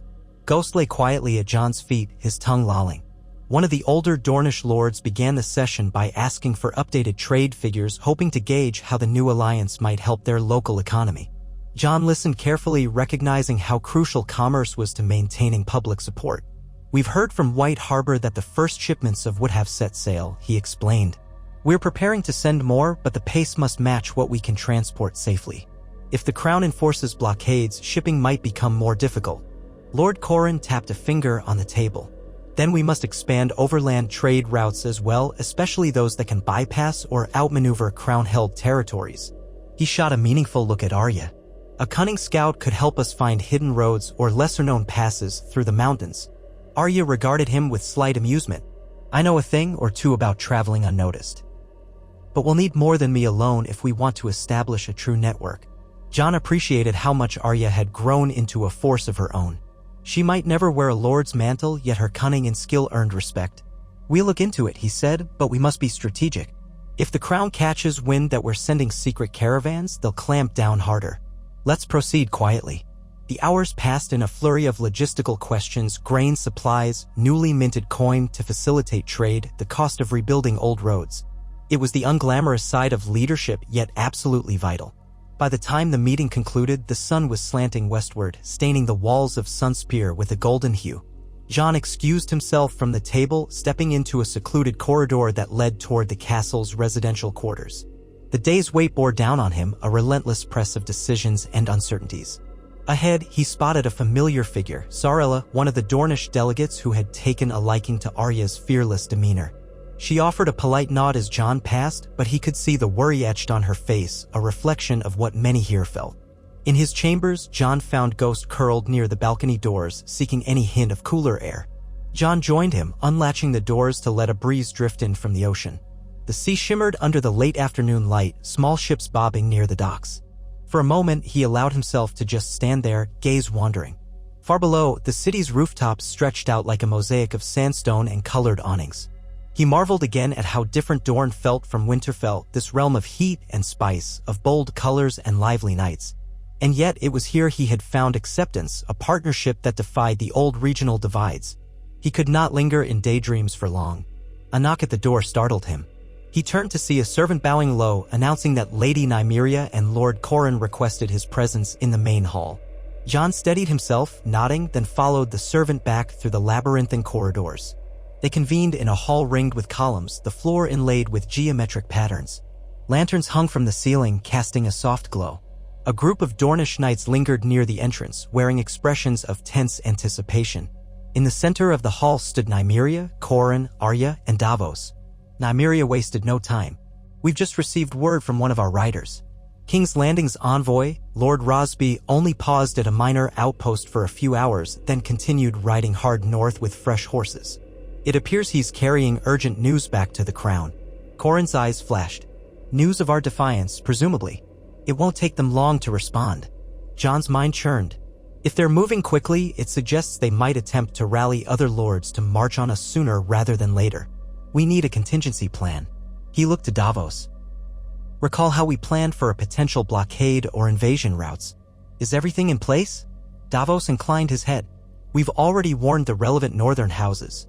They'll be ready to fortify White Harbor, Moat Cailin, and other strategic points if the crown tries to send an army up that way. He paused. Though to be frank, if the crown gathers enough forces from the Westerlands, the Reach, or the Stormlands, it could be a massive host. Arya stepped forward, eyes shining with quiet determination. We can't just wait for them to march on us. We need to move, gather support, send more envoys. Prove to the other regions that we're not a threat, that we only want peace and recognition of our rights. If enough lords stand aside or even join us, the crown won't have the numbers to force a war. Nymeria exchanged a glance with Corran, then turned to Jon. As bold as that is, can we rely on the other lords' goodwill? We all remember how swiftly allegiances can change when gold is promised or threats are made. Jon exhaled slowly. I know, but it's a risk we have to take. Better to try than to simply wait for an army at our doorstep. He paused, collecting his thoughts. I'll write again to Lord Edmure Tully.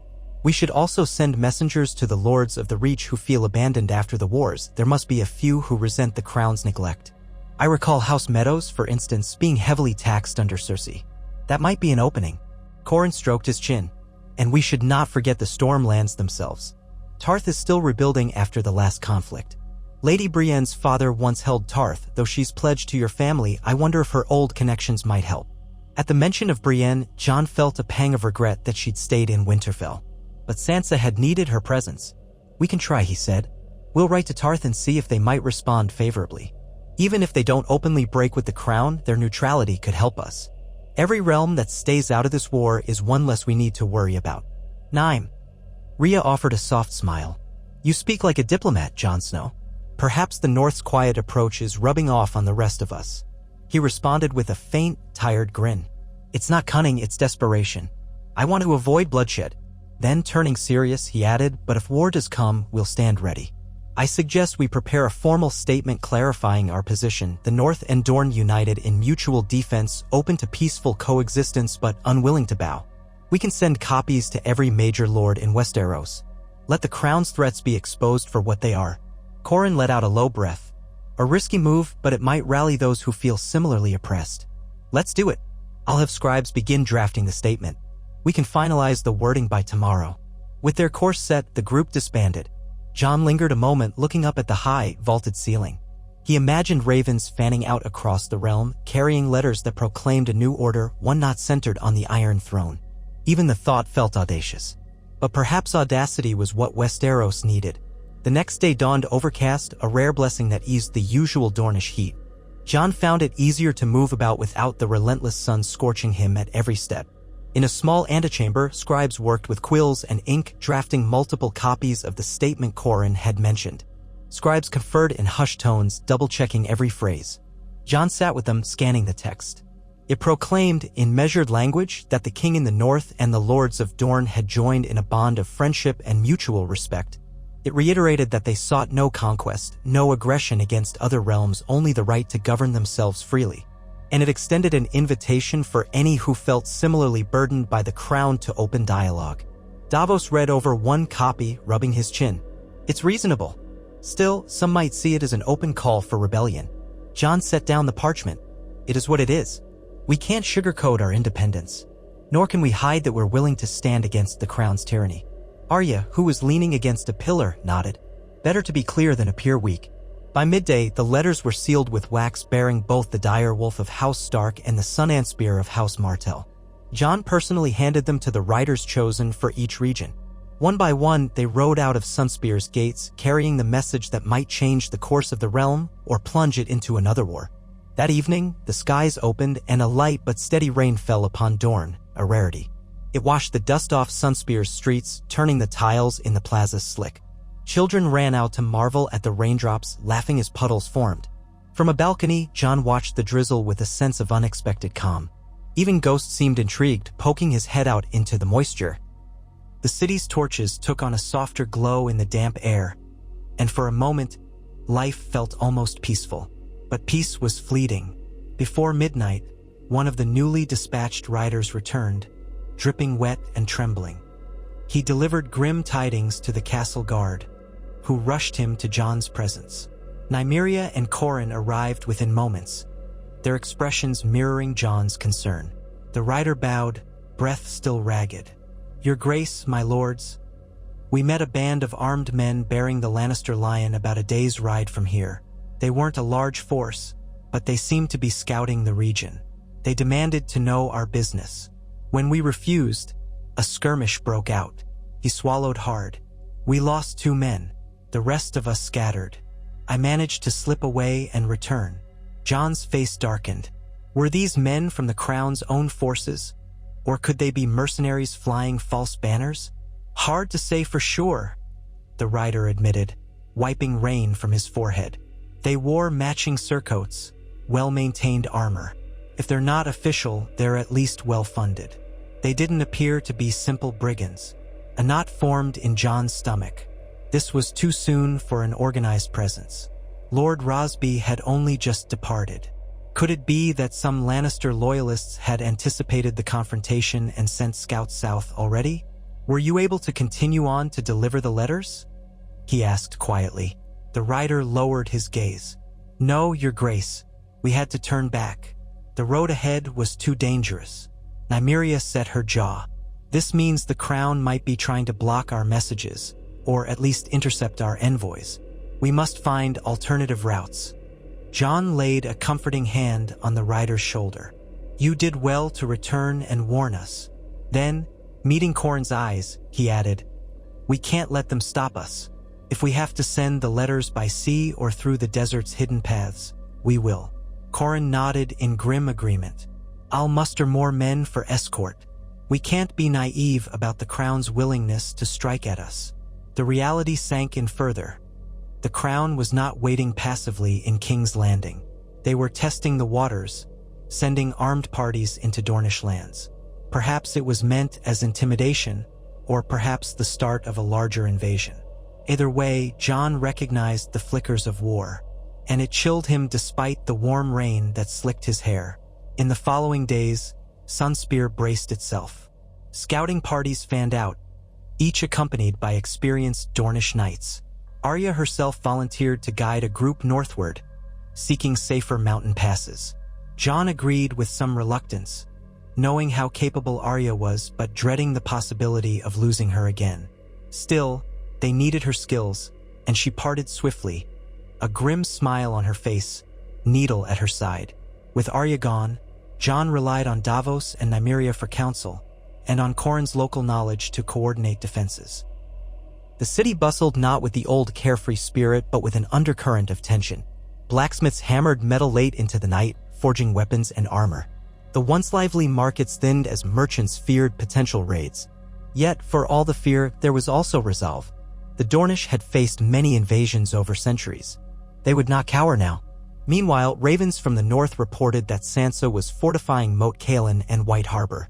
The message from Winterfell was clear: the northern lords stood prepared to defend their king and their new alliance. Sansa's letter spoke with a tone of unshakable resolve, describing how the north remembered how quickly enemies could strike at the heart of their land. One late afternoon, as Jon reviewed troop positions in a quiet chamber, a knock sounded at the door. A young page entered, bowing low before announcing that a small group from the Riverlands had arrived, led by none other than a representative of Lord Edmure Tully. Jon and Nymeria exchanged a look of hope. Within minutes, they hurried to the castle courtyard, where horses bearing the trout sigil of House Tully stood. Several weary riders dismounted, led by a tall, slender woman with braided auburn hair. She approached and offered Jon a respectful bow. "I am Lady Rosalind Vance," she introduced herself, voice clear but tinged with exhaustion. "I come on behalf of Lord Edmure Tully to deliver his reply." Jon welcomed her, gesturing for the servants to see to her group's comfort. Then, in a private audience hall, Lady Vance revealed the letter from Edmure. Jon opened it, scanning its contents, heart pounding with anticipation. The letter expressed sympathy for the Alliance's cause. Lord Edmure acknowledged that the Crown's overreach could stifle the autonomy of the Riverlands. He didn't outright declare for Jon, but he proposed a meeting neutral ground in the Riverlands, perhaps near Riverrun or at the crossroads where emissaries from the north, Dorne, and the Riverlands could discuss terms of cooperation. Nymeria looked over Jon's shoulder at the letter, then exchanged a glance with him. "This is more than we hoped for, at least. He's willing to talk." Jon felt a cautious wave of relief. A chance to solidify an alliance. If we can meet safely, it could be the breakthrough we need. But we must ensure the Crown doesn't intercept us. Lady Vance offered a small smile. Lord Edmure thought of that. He suggests traveling by boat along the Trident, less chance of Lannister patrols. We could arrange discreet landings that avoid major roads. Jon set the letter aside, turning to her. "Tell Lord Edmure we accept. We'll send an emissary myself if it's safe enough. But we must be absolutely certain it's not a trap. Not that I doubt Edmure's sincerity, but the Crown has ears everywhere." Lady Vance placed a hand over her heart. "You have my word that my lord has no desire to betray you.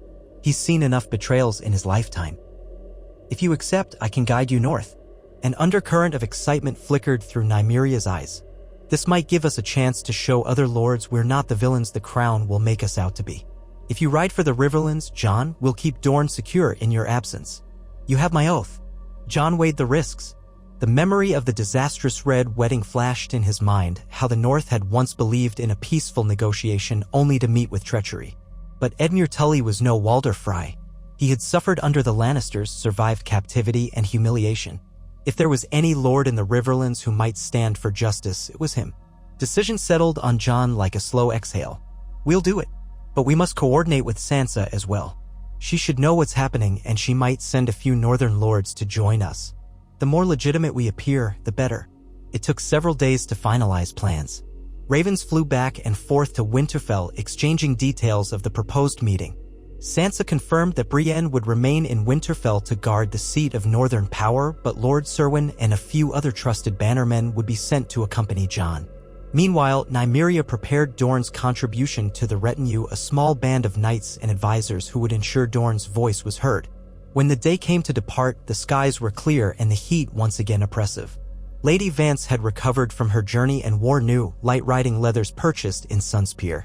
She led the travelers Jon, Davos, a handful of Dornish knights, and a small retinue of archers westward.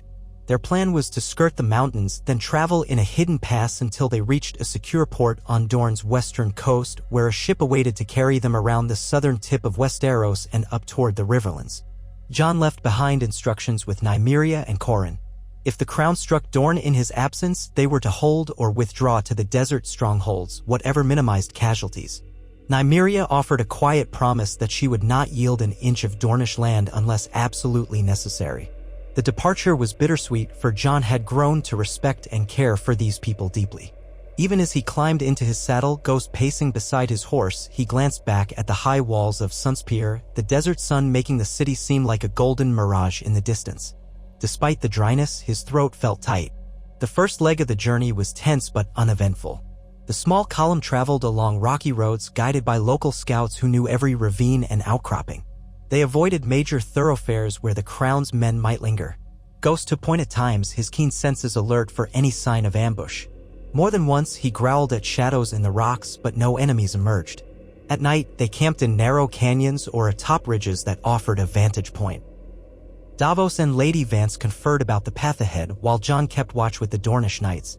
Beneath star-littered skies, they spoke in low voices about the future of Westeros, how it might change if the North and Dorne succeeded in forging alliances with the Riverlands, the Vale, perhaps even the Reach. Some dared to dream of a realm where no single throne dictated the fate of millions. Eventually, they reached a small coastal settlement. Little more than a fishing village, it had been chosen for its anonymity. An unmarked ship secured by Qhorin's connections waited in a sheltered cove. The vessel was sleek, with gray sails that bore no sigil, captained by a weathered man who asked few questions and demanded gold in advance. Jon paid without argument. Secrecy was worth the price. Boarding the ship, they stowed their horses below deck and settled into cramped cabins. Jon found himself sharing a narrow space with Davos and Ghost. The direwolf paced, unsettled by the rocking beneath his paws. But the promise of a short voyage was enough to reassure them all. Their plan was to sail around the southern coast, past the broken remnants of the stepstones, and slip into the waters of the narrow sea. From there, they would find a safe inlet near the Riverlands. If fortune favored them, they would arrive unnoticed by the Crown's larger fleets. Days at sea tested everyone's patience. Unlike the previous journey from White Harbor to Sunspear, this route hugged the southern coastline, forging onward through unpredictable currents. The weather shifted rapidly. Some days were bright, the sea a placid expanse of blue, while others brought looming storm clouds that pummeled the deck with sheets of rain. The captain's grim efficiency kept them on course, though they had to take wide detours around any sign of a war galley bearing Lannister colors. Jon spent hours leaning over the railing, scanning the horizon. He couldn't help but reflect on the journeys that had shaped him, traveling north to join the Night's Watch, venturing beyond the Wall in desperate attempts to protect the realm from the undead, sailing to Dragonstone with Daenerys once upon a time, urging her to join the fight against the dead. Now, once more, the sea carried him toward an uncertain fate, though this time it was politics and alliances, no less dangerous for the mortal heart. Davos joined him often, sharing memories of his life as a smuggler. He pointed out hidden coves where smaller ships could slip away from pursuit. Jon listened, gleaning what knowledge he could. If war escalated, safe harbors would be worth their weight in gold. Sometimes they simply stood there in silence, letting the waves speak, each lost in private reflections of old struggles and new hopes. At last, after nearly a week, they rounded a stretch of coastline and spotted the mouth of the Trident to the north. The captain found a secluded spot to land them on a bleak, marshy shore. The place smelled of salt and brine, windswept reeds rustling in the breeze. Working quickly, they unloaded the horses and supplies, paying the captain the remainder of his fee and parting ways. Lady Vance took the lead again, guiding them inland over boggy terrain. The going was slow and mosquitoes whined around their ears, but the sense of nearing the Riverlands spurred them forward. They soon reached an old hunter's path that led north through denser forests. Ghost moved ahead, scouting, while the Dornish knights took up positions on either side, eyes wary for any sign of danger. The gloom of the forest enveloped them, a stark contrast to the open deserts of Dorne. The air was cooler here, thick with the scent of wet leaves and damp earth. Sunlight filtered through in shards, painting the mossy ground in shifting patches of brightness. At night, they made camp amidst towering oaks, building small, smokeless fires to avoid drawing attention. Lady Vance would sometimes slip away to confirm they weren't being followed. Each time she returned with a measured nod, no sign of Lannister patrols yet. Still, no one fully relaxed. The crown's scouts might lurk anywhere. 3 days later, they finally emerged onto a broader road lined with farmland. Lady Vance pointed to a gentle rise in the distance where the ruins of an old tower stood. "That's near the crossroads," she said quietly. "From there, it's not far to Riverrun. If all goes as planned, we'll meet some of Lord Edmure's men who will escort us the rest of the way." The mention of Riverrun tugged at Jon's memory. His uncle Edmure had once ruled there, though they were not blood kin in truth. Still, Edmure was a Stark cousin by marriage. Jon felt a pang for all the lost and scattered kin, for the illusions he'd once held about being Ned Stark's son. Despite the complexities, he still felt a sense of kinship with the Tullys. Perhaps that was why Edmure had extended this invitation. At midday, they spotted riders in Tully livery approaching, a half-dozen men with chainmail under surcoats emblazoned with the silver trout on a red and blue field. The leader raised a hand in greeting and called out in a friendly voice, "Hail, travelers. Are you the party from Dorne and the north?" Lady Vance nudged her horse forward. "We are. I trust you bear Lord Edmure's invitation." The man bowed slightly from his saddle. "Aye. We're to guide you safely to Riverrun. Lord Edmure awaits your arrival eagerly." Jon and Davos exchanged cautious looks. So far, it seemed legitimate. They fell in behind the Tully Knights, traveling along a well-trodden path that followed the flow of a minor tributary. Farms dotted the landscape, fields turning golden in the early autumn. Now and again, peasants paused their labors to stare at the unusual band of Northerners and Dornish traveling side by side. As they neared Riverrun, Jon felt a strange mixture of anticipation and unease. The castle loomed ahead, perched at the confluence of the Red Fork and the Tumblestone, its walls reflected in the slow-moving waters. The drawbridge was lowered and guards in Tully colors stood at attention. From the battlements, banners fluttered gently in the breeze. The fortress did not appear heavily damaged. Repairs after the last war seemed complete. Yet the aura of caution clung to every parapet. Crossing into the courtyard, Jon dismounted slowly, letting a stable hand take his reins. Ghost stayed at his side, ears pricked. The group surveyed the surroundings. Servants bustled about, glancing curiously at their guests. A tall figure emerged from a side door, followed by several men-at-arms. Jon recognized Edmure Tully at once, his face older and lined with care, hair touched with gray, but the Tully features unmistakable. Edmure wore a dark tunic embroidered with his house sigil, and he moved forward with a wary kind of warmth. "King Jon," Edmure said, voice carrying across the courtyard as he extended his hands in a gesture of welcome. "It has been some time since our paths crossed, though I suppose we never truly shared many words at all." Jon accepted Edmure's clasp. He couldn't help but think of how everything had changed since those days when Robb Stark marched south. "Lord Edmure, thank you for receiving us. We come in good faith." Edmure nodded, offering a glance at the Dornish knights. "And we welcome Dorne as well.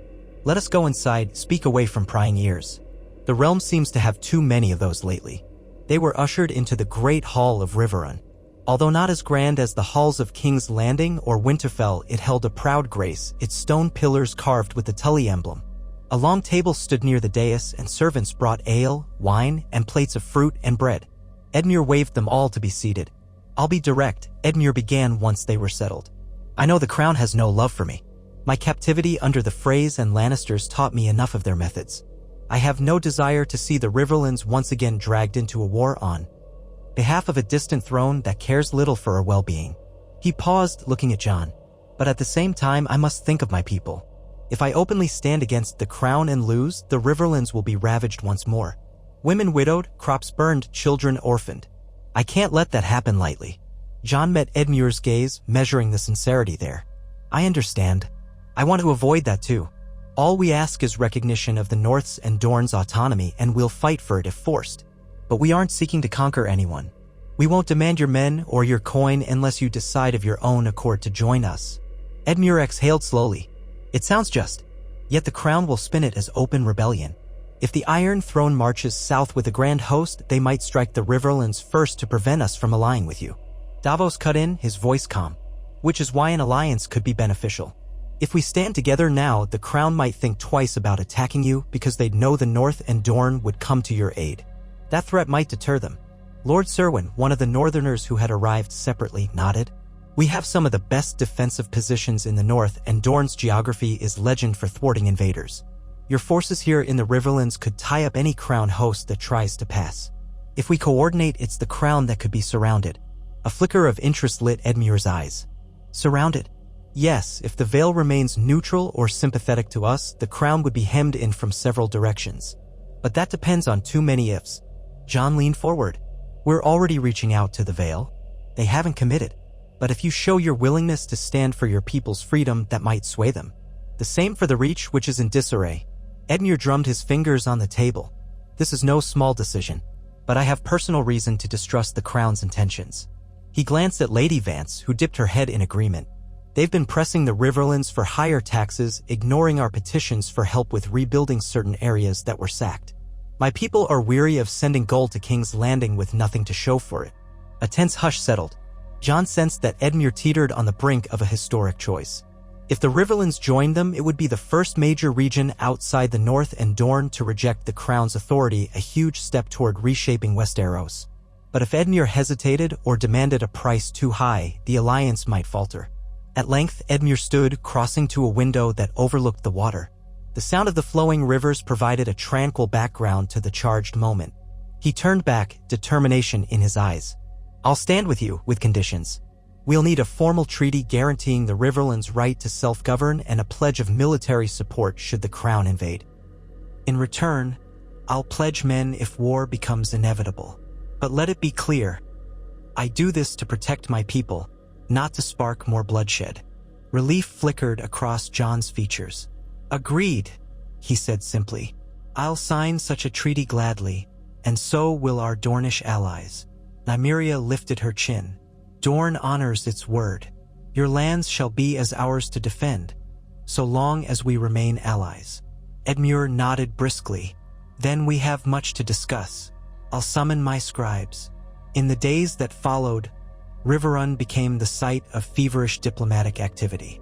Jon and Edmure hammered out a treaty while Nymeria and the Riverlands' advisors pored over details, borders, trade agreements, mutual defense clauses.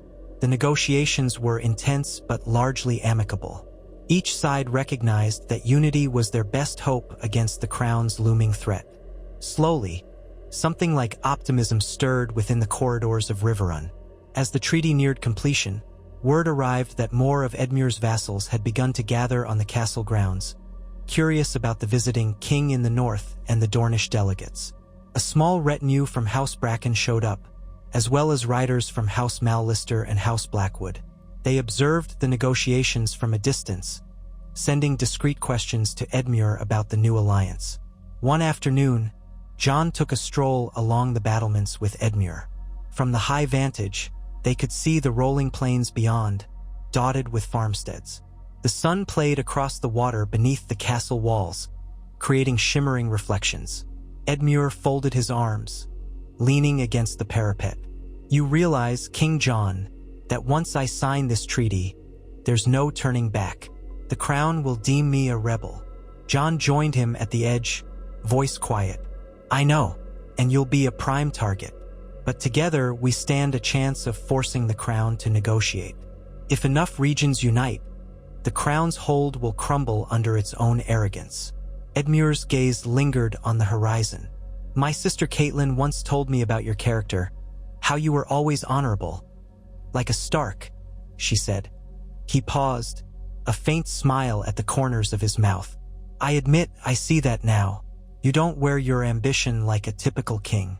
You seem almost burdened by it. A wry chuckle escaped Jon.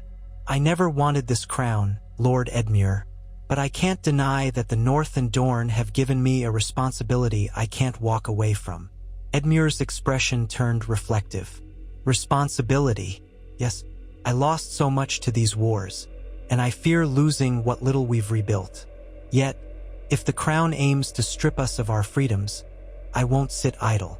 They stood in companionable silence for a time, letting the soft breeze ruffle their hair. Below them, the Riverlands bustled with quiet resilience, fields turning the rich color of late harvest. Ghost prowled the battlements, the guards giving him a wide berth. Eventually, Edmure sighed. Let's finalize the treaty. My scribes will be waiting. The official signing took place in Riverrun's Great Hall. Edmure had arranged for a small ceremony with the lords and ladies of the surrounding lands as witnesses. Jon donned his black iron circlet and Nymeria wore a light coronet symbolizing her authority in Dorne's name. Davos stood at Jon's side, while Lady Vance and other Riverlanders formed an attentive semicircle. The scribes presented the treaty, 2 copies, meticulously handwritten on fine parchment. Jon read it once more, then Edmure, then both took quills and signed at the bottom, pressing their seals of wax beside their names.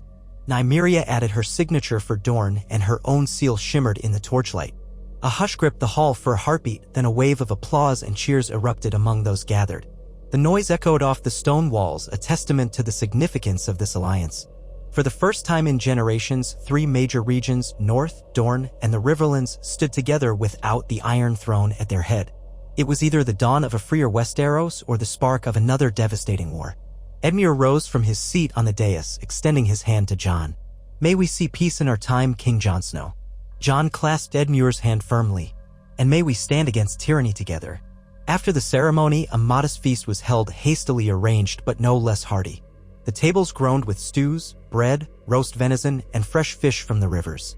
Casks of ale were tapped and wine flowed more freely than usual. People toasted in good spirits, though the undercurrent of tension remained. They all knew the crown's response could be swift and terrible. But for this night, at least, they allowed themselves the fragile joy of unity. Jon mingled with the Riverland knights, listening to their stories of rebuilding after the wars. He found humility in the lines on their faces. These were men and women who had seen loved ones lost to the brutalities of conflict and famine. And yet, they laughed as they recounted minor victories, fields flourishing again, fish stocks returning to the rivers, orphaned children placed with new families. Perhaps that was what made the Riverlands so vital. It was the heart of Westeros, battered by each passing storm, but capable of springing back each time. He shared a cup of ale with Davos, the older man's eyes gleaming with a quiet pride. "We've come far, haven't we, Jon?" Jon nodded, sipping from his cup. "Farther than I ever imagined. But we still have a long road ahead." Davos chuckled ruefully. "That we do. But if the realm's to be saved from another destructive war, perhaps this alliance is the best chance." Nearby, Nymeria spoke with a group of Riverland lords, describing how the date palms and orange groves flourished in Dorne's climate. They listened with fascination, some admitting they'd never seen a desert before. Across the hall, Edmure conferred with Lord Serwyn about possible joint training exercises, Riverlander archers practicing with northern foot soldiers, and so on. The sense of cooperation was palpable. In the midst of the mingling, a sudden stirring near the main doors caught Jon's eye. A messenger, mud-spattered and breathless, stumbled inside. Guards rushed forward, leading the man toward the dais. The music in the hall died away, replaced by anxious murmurs. Jon, Davos, and Edmure exchanged alarmed glances, moving toward the messenger as he sank to one knee, panting. "My lords," the messenger gasped. "Scouts near the Gold Road have spotted a large host bearing Lannister banners. They march east, toward the Riverlands. And they're not alone.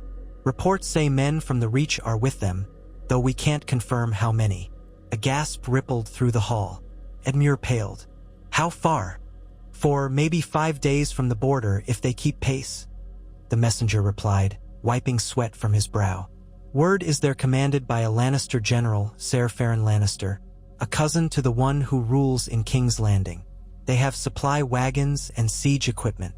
Jon's heart clenched. So the crown had wasted no time. War was upon them.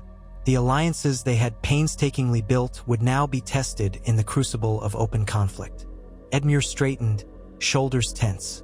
"We must ready our defenses, man the outposts, evacuate the vulnerable villages if need be. I won't let the Riverlands be caught unaware." He turned to Jon, and in his eyes Jon saw the pivot from statesman to war leader. "King Jon, do we stand together as we promised?" Jon met his gaze without hesitation. "Yes, we march with you. Let us send word to Dorne and the North at once." Nymeria's face was set in grim determination. "Dorne's troops can't arrive swiftly on foot, but we can muster a contingent if we move by ship to the ports near Maidenpool or further up the coast. We'll do our part." Edmure's hands shook slightly, though his voice was steady. "Then let us plan. If they think we'll fold easily, they're mistaken." The hall was dismissed in a flurry of alarmed whispers. People rushed off to gather arms, to coordinate supplies, to spread word to the outlying fiefdoms. The feast became a war council in a heartbeat. Jon felt the old heaviness settle over him, that sinking weight of impending battle. He glanced at Davos, who nodded resolutely, and then at Ghost, who stood poised, as if sensing a coming storm. In a nearby chamber, maps were spread out on a large table. Candlelight flickered over the anxious faces gathered. Edmure, Nymeria, Lord Serwyn, several Riverland lords, and Jon. They traced potential routes the Lannister-Reach host might take, pinpointing choke points near the Red Fork or the Gold Road. They discussed the possibility of drawing the invaders onto unfavorable ground, like marshy terrain where heavy cavalry would struggle. There was debate about whether to meet them head-on or opt for guerrilla tactics to wear them down. Each plan carried its own risks. Jon, arms crossed over his chest, spoke gravely. "We can't field as large a force as the combined Lannister and Reach armies if they muster their full strength. We have to leverage defense and the advantage of being on home ground." One of the Riverland lords, a grizzled man with a scar across his forehead, coughed. "A direct confrontation might be suicide, but if we retreat too easily, they'll roll through the region. We need to pick our battles carefully." Nymeria leaned in. "If Dorne can land reinforcements behind their lines or strike at their supply routes, we might split their focus. They can't fight effectively if they're starving or short on materials for siege." Edmure traced a line on the map. "If we lure them toward Riverrun, we have strong defenses here. But that risks them pillaging the countryside.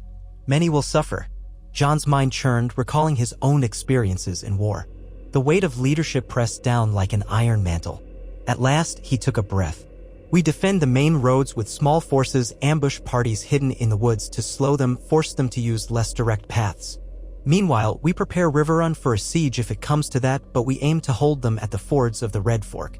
That's where we have the best chance to stall a large army." Edmure nodded slowly. "It'll give time for the North and Dorne to bring more aid." "Yes, a stalling tactic." Davos scratched his beard. "I'll volunteer to accompany those forces if you wish, Jon. I know these roads well enough from my smuggling days, believe it or not." Jon managed a faint grin in the midst of worry. "Thank you, Davos. We'll need that cunning." They planned deep into the night, assigning tasks and writing messages. Runners would be sent to the north, to Dorne, even to the Vale, pleading for immediate assistance or at least neutrality. When exhaustion overtook them, they dispersed to catch what little rest they could before the next day's frantic preparations. Dawn came too soon, pale light spilling over the turrets of Riverrun. Men-at-arms drilled in the courtyard, the ring of steel on steel echoing amid shouts for discipline. Horses were saddled, supply wagons readied. The once tranquil castle transformed into a hive of militarization. Farmers from nearby villages arrived, bringing homemade spears and a willingness to defend their homes. Jon watched them gather, a pang in his chest as he recalled the North's small folk doing the same in years past. So much sacrifice fell to ordinary people whenever lords and kings clashed. He oversaw the forming of scouting parties, each assigned to a different approach the Lannister-Reach army might use. One group would ride ahead to the Gold Road, another would comb the woods near the Stone Mill crossing. Davos was placed in charge of a team that would set up hidden lookouts along the Red Fork, using old huntsmen's cabins as vantage points. Edmure's own knights would reinforce the garrisons at the Twins, uncertain though that alliance might be. House Frey had largely collapsed, but unscrupulous remnants could still linger. Though every effort was made to coordinate, a sense of dread pervaded the air. No matter how cunning their plans, they were facing what might be the Crown's war machine. Even with the alliance, they could be outmatched. Yet, in the eyes of every soldier, there was a flicker of defiance, a refusal to yield their homes or abandon their ideals. By mid-morning, Jon mounted his horse, Ghost at his side. He intended to personally survey the region just south of Riverrun, near a set of small fords, to confirm it could serve as a defensive line. Edmure would remain in the castle to oversee final preparations. Nymeria planned to depart soon with a portion of her knights to see about contacting Dornish ships up the coast. They exchanged a final word in the courtyard, the sun bright overhead. "Be careful," Nymeria said, her tone subdued. "We're counting on you to keep morale high." Jon nodded. "And you be careful by sea. The Crown might have warships patrolling." They clasped hands in a brief, firm gesture. Then, accompanied by a dozen Riverland riders and a few northern bannermen, Jon spurred his mount into a canter, heading out the castle gates. The sky was a stark blue, marred only by thin clouds. Fields stretched away, dotted with scattered farmhouses. For a time, the ride was almost peaceful until a trooper caught up to Jon and pointed out a distant plume of smoke rising from a direction near the main road. They urged their horses faster. As they crested a low ridge, Jon's stomach twisted. In the distance, a small hamlet was aflame, black smoke curling into the sky. Figures rushed in frantic motion among the burning huts. Even from afar, he could see glints of metal soldiers, though he couldn't identify whose banners they bore. He turned to his men, Jaw said. "We ride. Quickly." Hoofs thundered across the rolling ground as they galloped toward the smoke. The closer they got, the more details emerged. A cluster of a dozen or so armed riders were terrorizing the hamlet, seizing livestock, tossing torches onto thatch roofs. Some villagers lay on the ground, unmoving. Others ran, desperate to escape. Over it all loomed the acrid stench of burning straw and wood. Jon's group thundered into the fray with drawn swords. Ghost bounded ahead, a white blur. The marauders, taken by surprise, scrambled to mount their horses or brace for combat. Jon caught a glimpse of red and gold on their surcoats, Lannister colors. Fury ignited in his chest. With a shout, he brought Longclaw forward. The first clash was swift. One Lannister rider raised his sword, but Ghost leapt, clamping onto the man's arm and dragging him from the saddle. Another tried to wheel around, only to be cut down by a Riverlander spear. Chaos churned in a haze of smoke. Jon slashed at an attacker who lunged for a terrified woman fleeing with a child in her arms. The Lannister soldier blocked the strike, but Jon twisted his wrist and battered the man's guard aside, opening a path for the mother to escape. Then Jon struck again, feeling Longclaw bite through mail. The soldier collapsed with a choked cry. Around him, the Riverlanders fought with grim resolve, spurred by outrage at seeing their neighbors' homes torched. The Lannister riders, outnumbered, tried to retreat. They made a break for the road, but two of Jon's men circled to cut them off, engaging in a desperate melee that left dust and sparks flying. One of the Lannisters escaped into the trees, but the rest were either slain or captured. The skirmish lasted mere minutes, though it felt far longer under the haze of fire and screams. When the dust settled, flames still devoured the hamlet. Villagers sobbed as they tried to salvage belongings or tend to the wounded. Jon dismounted, the stench of sweat, blood, and smoke filling his lungs. He knelt by a fallen Riverlander trooper, a young man with fear flickering in his dimming eyes. Jon pressed a hand to the soldier's shoulder, whispering words of comfort even as he felt the life slip away. Another casualty in a war not yet fully begun. Davos arrived on horseback, having circled back from a vantage point. He took in the scene with grim dismay. The Lannisters are already here, raiding. Testing our response, perhaps? Jon stood slowly, wiping sweat from his brow. Then the war has started, whether we're ready or not. His eyes roamed over the scorched remnants of the hamlet, a cluster of huts still smoking, fields trampled, terrified villagers in shock. He felt that familiar hollow ache, the knowledge that no matter how honorable his cause, war always came with innocent bloodshed. He gestured to his men. "Help these people. Gather the wounded, quench the fires if you can." As they rushed to assist the villagers, a cap-toured Lannister rider lay wounded against a fence post, glaring defiantly. Jon approached, carefully removing the man's helm. Blood trickled down the soldier's temple. He was young, no older than 20, with a sneer on his lips. "The crown will crush you," he spat. "This is just a taste." Jon's anger flared, but he reined it in, voice low. "Who sent you here? Was it Ser Farron Lannister?" The soldier gave a harsh laugh that turned into a cough. "You think I'd tell you? Kill me if you want. Others will take my place." Jon exhaled, stepping back. There was little point in interrogation if the man refused to speak. "Bind his wounds," he told one of the troopers. "We'll see if he's more cooperative later." A frantic villager, an older man with soot-streaked hair, stumbled up to Jon. "We lost everything," he whimpered, tears cutting lines through the ash on his face. "Is this what we can expect now that wars come again?" Jon set a hand on the man's shoulder, words catching in his throat. "We'll help you rebuild," he managed, though the promise felt small. "We won't let them do this without a fight." The man nodded numbly, as though unconvinced. Stepping away, Jon realized how monumental his responsibilities had become. He was no longer just a Stark, he was a crowned king of 2 realms plus an ally of the Riverlands. And here, at his feet, lay the cost of failing those who depended on him. Forcing back the lump in his throat, he walked among the wounded, directing troopers to form a makeshift triage. Some villagers had only minor burns, easily bandaged with cloth and herbs. Others lay silent and still, beyond any help. A harrowing hush fell when a mother recognized her teenage daughter among the dead, her wail piercing the heavy air. Davos joined Jon once more, eyes tired. "We've done what we can. The fires are mostly out now, but the hamlet is lost. The survivors might need to relocate." Jon's fists clenched, an anger he rarely let surface roiling inside him. "We can't let the Lannisters keep doing this. They're terrorizing small folk to weaken morale before the main host arrives."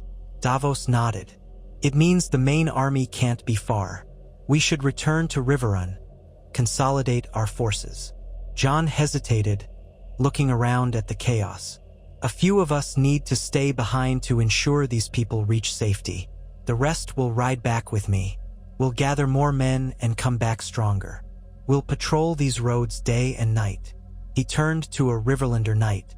"Sir, see that these villagers find shelter within Riverrun's walls if they can make the journey, or at least travel to the next nearest settlement. Provide them with an escort." The knight saluted. "Yes, your grace." Jon made ready to depart, but before mounting, he cast one last glance at the smoking ruins and the weeping villagers.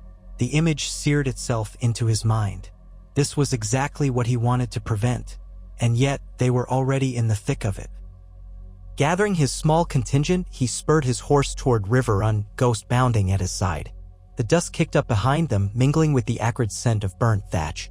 The next phase of the war for independence had begun, and the crown had drawn first blood. All that remained now was the question of whether the alliances forged in hope would stand strong enough to weather the storm. As they thundered over the rolling hills, hearts heavy with the gravity of what lay before them, Jon silently renewed his vow: he would not let these people suffer for nothing. If the crown insisted on war, he would meet them in the field. He would do everything in his power to protect the innocent and carve a path toward a freer Westeros, even if it meant facing the fires of another devastating conflict. And at his side, the North, Dorne, and now the Riverlands stood as one, forging onward into the uncertain dawn of a new age. Jon rode hard across the rolling hills, a dull ache in his chest as he replayed the sight of that burning hamlet. The memories sat heavy within him, flames licking through thatch roofs, villagers sobbing, the bodies of both crown soldiers and Riverland defenders sprawled in the mud. His small party thundered on, horses lathered in sweat, until Riverrun's walls came into view. The setting sun gilded the fortress in a haze of orange and red, making it appear almost peaceful against the bruise-colored sky. But Jon knew a quiet castle did not mean a quiet realm. War was at their very gates. As he neared, the guards on the walls recognized them and quickly lowered the drawbridge. The clang of its chains echoed across the water, and Jon's horse stomped over wooden planks, Ghost loping close behind. Inside the courtyard, men-at-arms, stewards, and servants bustled about in a barely contained rush. Carloads of provisions rattled through the inner yard, while blacksmiths hammered furiously on anvils. Somewhere, a captain barked orders instructing new recruits on how to brace a spear. Edmure Tully stood waiting near the main steps with an anxious set to his brow. When Jon dismounted, Edmure's eyes flicked to the dried blood on Jon's armor, the grime on the riders' faces. "You've encountered them already," Edmure said, his tone both statement and question. Jon nodded, throat tight. "A small band of Lannister men torching a hamlet south of here. We stopped them, but not soon enough. They made it clear the crown's main host must be close." Edmure let out a shaky breath and gestured for Jon to follow him inside. "Come. We've news that fresh forces are gathering near the Gold Road. We need your eyes on the map to see if we can intercept them or delay them further." They headed through corridors lit by flickering torches. The Great Hall of Riverrun had been turned into a makeshift war room. Long tables were covered in parchment, half-finished letters, and maps pinned by stones at the edges. Lords, knights, and messengers converged in anxious circles. At the center stood a large table with a detailed map of the Riverlands, figurines representing units from both sides. Davos was already there, scanning the map with Lady Vance, Nymeria Sand, and a handful of Riverland officers. Near them stood Lord Serwyn and two other Northern bannermen who had arrived not long before. They straightened when Jon and Edmure approached. "What did you find?" Davos asked, eyes lingering on the blood splatter across Jon's vambrace. Jon summarized the skirmish, how the Lannister riders had been well-armed but relatively small in number. "They've begun to strike vulnerable points," he said, voice rough with exhaustion. "I suspect they're meant to terrorize and test our defenses." The main army can't be more than a day or two behind if they've already sent outriders. Nymeria's mouth tightened. She wore a lighter cuirass than most, typical Dornish design, but the expression on her face was pure steel. I've dispatched couriers to see how soon we can get Dornish ships into the harbors along the coast, she said. But it'll take time. If the Crown's host arrives in force before we bolster your numbers, this region might bear the brunt of the assault alone. Edmure stood at the head of the table, tapping a carved wooden piece that marked Riverrun's location on the map. Other pieces indicated key defensive positions along the Red Fork and near the crossroads. We don't want them surrounding us here in a prolonged siege, he said. The countryside would burn while we're locked behind walls. But we also can't risk an open field battle we're certain to lose. Our best hope is to stall them. Make them fight for every inch, bleed them on these rivers and hills. Lord Serwyn folded his arms. My men are ready. We're not as many as we'd like, but we'll hold the lines by the fords. Jon leaned over the map. He traced the likely routes the Crown's troops would take. They'll probably push along the main roads, hoping to keep their supply lines intact. If we can strike at those supply caravans, starve their front line, it could force them to slow or withdraw. Davos nodded, a faint spark of resolve in his eyes. A strategy that served us well in the past. If the Crown can't feed its army, they won't be so quick to besiege Riverrun. Nymeria moved a figurine that represented a contingent of Dornish knights. We still need more men, but I can commit a small group to harrying their rear as soon as we have a route. If we coordinate with your Riverlander forces, we might be able to lure them into splitting their host. Lady Vance added, as for the local population, we're advising them to evacuate the most vulnerable villages and move east, toward the mountains, or find refuge within castle walls. The Crown's raiders won't have as easy a time pillaging if the farmland is empty and the livestock moved. A plan, rough but feasible, took shape through the evening. They would maintain a series of defensive lines along the major fords, concentrating troops where the terrain favored the defenders. Skirmishers would move ahead in small bands, setting traps, tearing up roads, and felling trees to block the Crown's supply wagons. If the Lannisters advanced in one overwhelming column, that column would be slowed and forced to fight piece by piece, suffering attrition all the while. Still, there was no illusion that this would be an easy fight. By the time the meeting adjourned, tensions ran high and the weight of the upcoming conflict pressed on every brow. Jon found himself stepping out onto a rampart for a moment of fresh air. The night sky spread above, pinpricked by stars, the two rivers shimmering below where torches lit the water. Ghost stood beside him, silent and watchful as ever. Jon rested his gloved hands on the stone battlement, gaze drifting over the dark shapes of farmland beyond the castle walls. He could almost imagine columns of torches in the distance, an enemy army snaking its way inexorably toward them. His memories drifted to the wall, to days when he believed fighting the dead was the greatest threat the realm would ever face. Now here he was, preparing for another savage war among the living, one that threatened the fragile alliances he had built. He thought of Sansa in the north, busily fortifying Moat Cailin against potential infiltration from the Crown's supporters. He thought of Arya out there somewhere with a scouting party, risking her life to glean information. He thought of Corran in Sunspear, rallying more knights and foot soldiers to cross dangerous seas. All of them placed faith in him to lead, to hold this alliance together. He felt that responsibility like a lead weight on his chest.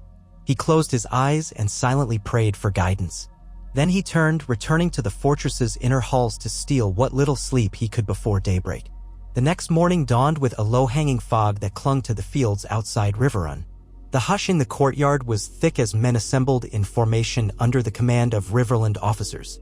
Armor clinked softly, horses snorted, and the subdued tension on each face was palpable. They were about to move out, forming the first line of defense near the fords. Jon, already saddled up, exchanged a final word with Edmure. I'll take a portion of the men to hold the southern approach, the same route where we encountered those raiders. Davos will coordinate with Lady Vance on the western roads. He glanced toward Nymeria, who was overseeing her own small Dornish contingent. Nymeria will remain here a bit longer to finalize supply logistics, then join us with cavalry to harass the Crown's flank. Edmure gave a curt nod, jaw set in determination. I'll hold Riverrun with a reserve force. The moment you need reinforcements, send a rider. We'll come. Jon didn't miss the flicker of fear in Edmure's eyes, but he also saw the Tully Lord's resolve. They clasped forearms and then Jon turned his horse, leading his assembled men out of Riverrun's gates. The fog parted around them like ghosts passing through a veil. They rode south, guided by the memory of that destroyed hamlet, then continued further until they reached a set of shallow fords. The water here was broad but not deep, flanked by thick stands of willow trees. A farmer's stone cottage perched on a small rise nearby, abandoned. Jon dismounted and surveyed the area. This was as good a choke point as any, a natural spot for an army to cross en masse. If they could hold it, they might force the Crown's troops to attempt a riskier crossing elsewhere. He gave quiet orders. The men began digging shallow trenches and setting sharpened stakes along the banks. Others climbed the willows or the cottage roof with bows. Jon walked the length of the defensive line, checking on the progress, offering a word of encouragement here or there. He recognized the faces of Northmen who had marched south at his call, as well as Riverlanders who had lost homes to the Iron Throne's previous wars. There was no laughter or boasting, just grim focus. By late afternoon, the sun had burned off the fog, leaving a glaring light that glinted off armor and water. A scout arrived, breathless, reporting sightings of Crown troops in scattered pockets a few miles away. They were small forces likely testing the land, seeing if defenders occupied the fords. Jon ordered the men to stay concealed as best they could. Let the Crown discover their fortifications the hard way. It wasn't long before the first real confrontation came. Near twilight, as the sky ripened with pink and gold, a group of about 50 Lannister soldiers emerged from the tree line across the river. They advanced cautiously, their commander raising a hand to halt them at the edge of the water. Jon saw from his vantage point behind a low berm that they hadn't spotted the sharpened stakes submerged near the bank. He signaled to his archers, about a dozen men perched among the willows. They loosed a volley with silent precision. The arrows whistled across the river, dropping 3 Lannister troops before the rest even realized what was happening. Shouts rang out. The Crown soldiers tried to back away or form a shield wall, but in the confusion, some stumbled onto the stakes, crying out as sharpened would bit into their calves. Another volley flew, cutting down a pair of men who raised their shields a moment too late. "Hold steady," Jon barked, gesturing for his men to wait. He wanted to see if the Lannisters would charge or retreat. The commander on the far side shouted orders, apparently realizing the crossing was heavily guarded. The majority of the Lannister soldiers began to pull back into the trees, dragging their wounded. Only a few lay pinned by the stakes, helpless. Arrows continued to rain down until the survivors were out of range. When silence fell, the men around Jon exchanged tense looks. That had been a small skirmish, more of a probe than a true attack. Still, they turned the Crown's men away. A handful of archers let out haggard sighs of relief. Jon's own heart drummed. War always felt like this in the opening moves, sharp, brutal, and drenched in tension. He signaled for 2 men to wade across the shallows carefully, retrieve any Lannister wounded who weren't beyond saving, and bring them for questioning. Night settled in and the defenders hunkered down, expecting another assault. It never came. Instead, the forest across the water seemed to brood in silence. Jon half expected torches to appear at any moment, but none did. Perhaps the Crown's commander was regrouping or waiting for more reinforcements.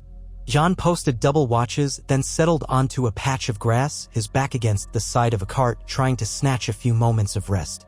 Ghost lay beside him, ears pricked. Sleep proved fitful. He jerked awake once to the sound of rustling branches, only to find it was a couple of sentries changing shifts. Every time he drifted, memories of that torched hamlet came roaring back, or other nightmares from wars long past. Dawn arrived with a gentle dew that clung to leaves and made the water shimmer in soft gold. The men stirred from their makeshift camps, stiff from lying on damp ground.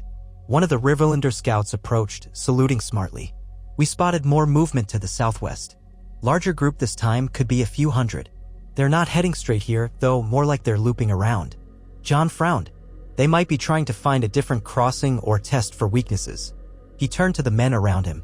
"Stay alert. Keep building fortifications if you can. I'm taking a small group to see what they're up to."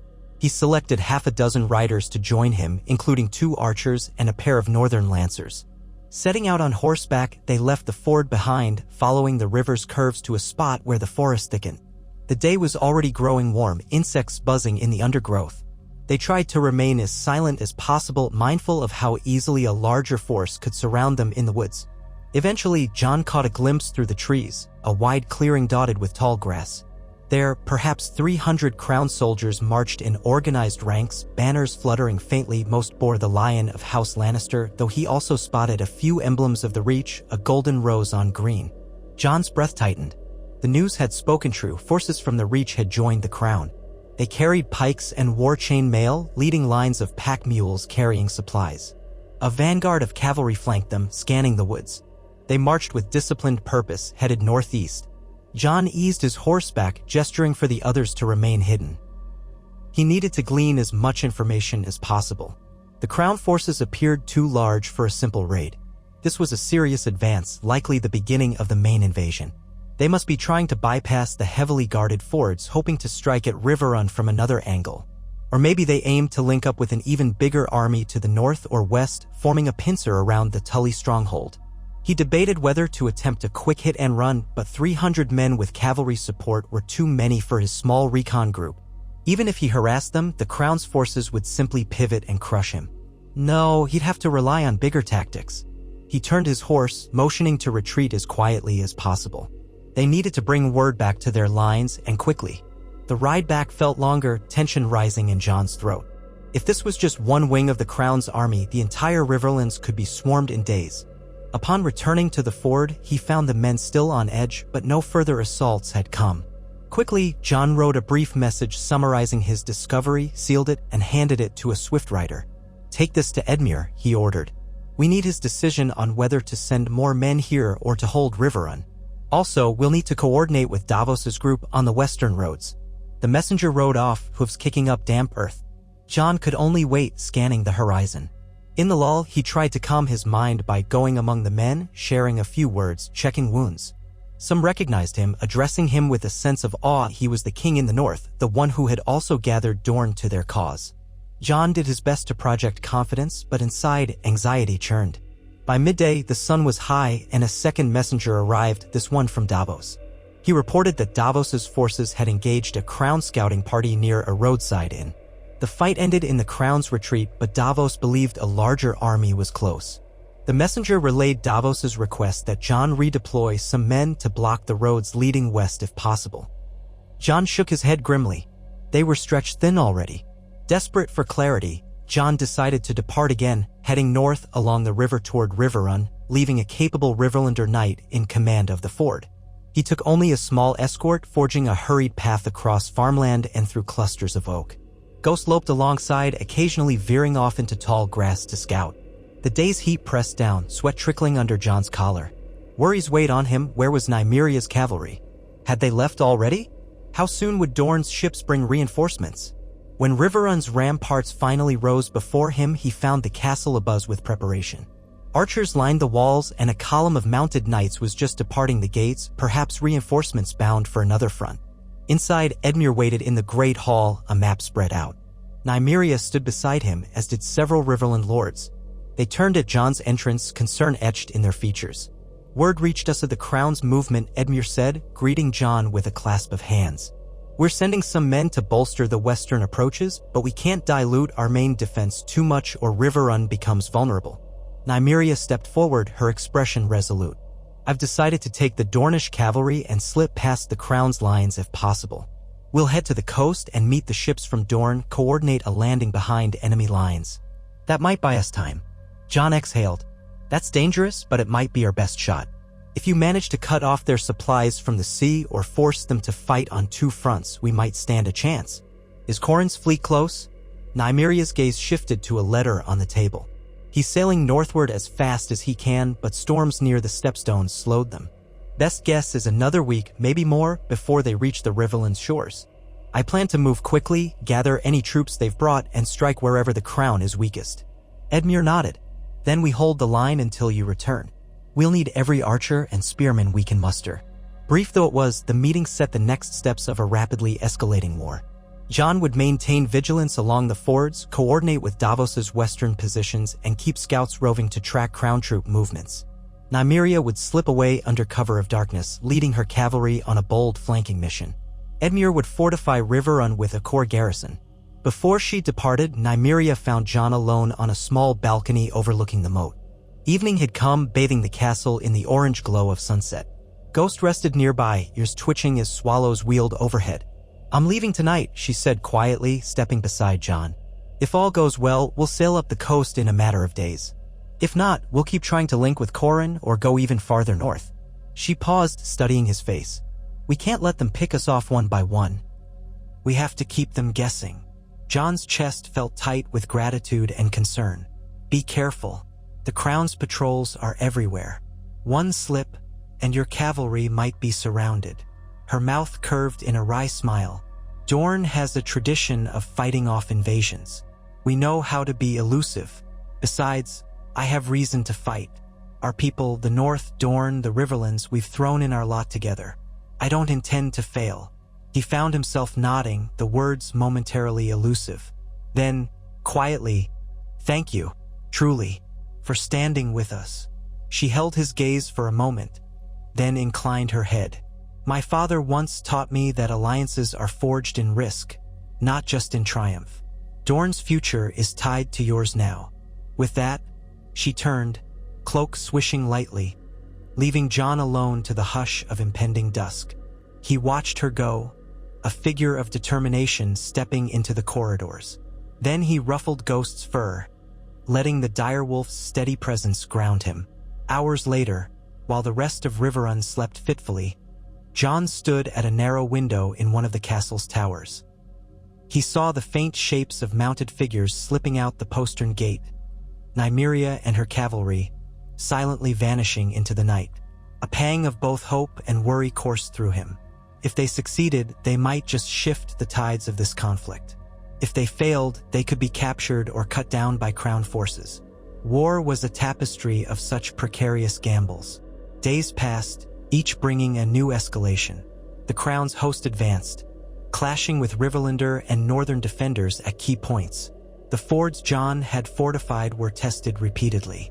Some nights, the Crown troops surged forward, only to be driven back by arrow volleys and cunning traps.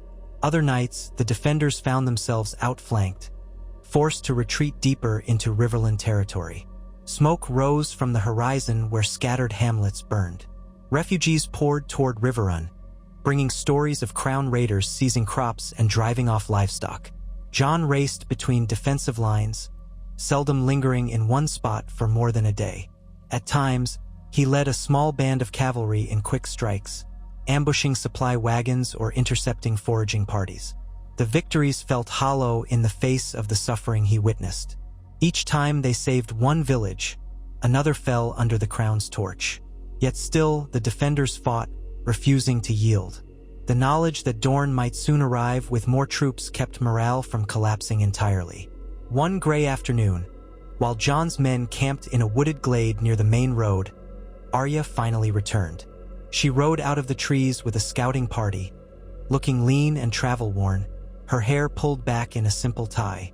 She found Jon standing by his horse, examining a battered map. He looked up, relief flooding his features at the sight of her. "Arya," he said, stepping forward. "I was worried." She dismounted fluidly, giving a nonchalant shrug. "I've been scouting Crown positions. They're spread thinner than they appear, but they've got discipline. We took out a few of their outriders." Her gaze flicked over the men in Jon's camp. "How goes it here?" He sighed. "A stalemate for the moment. We win a small engagement, then lose ground elsewhere. But we're holding. No sign of Nymeria's cavalry yet."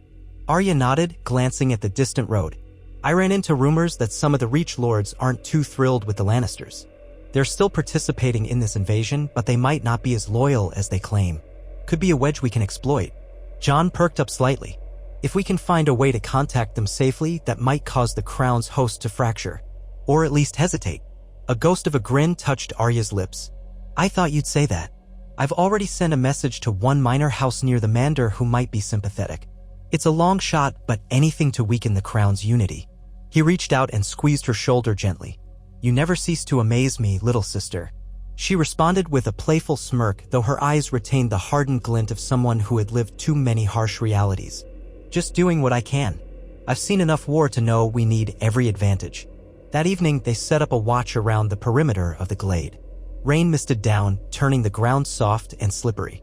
Jon and Arya huddled near a small, shielded fire, discussing intelligence about the Crown's movements. She mentioned that the Crown's main host was rumored to be led by Ser Farron Lannister himself, a zealous cousin of the regent in King's Landing. He had a reputation for cruelty and had carried out swift retribution against any house suspected of disloyalty. Jon's jaw clenched at the thought. This was exactly the kind of man who would torch villages without remorse. Amid the gloom, a messenger from Davos arrived, announcing a minor victory. Davos's men had managed to set ambushes in the western hills, capturing a crown supply train. The wagons were filled with grain, salted meats, and even barrels of Dornish wine, likely seized from some merchant route. It would feed the defenders for a few weeks, at least. Jon's spirits lifted marginally. Little successes like this might buy them time. That same night, however, brought word that the Crown was gathering siege engines, catapults, rams, and heavy ballistae.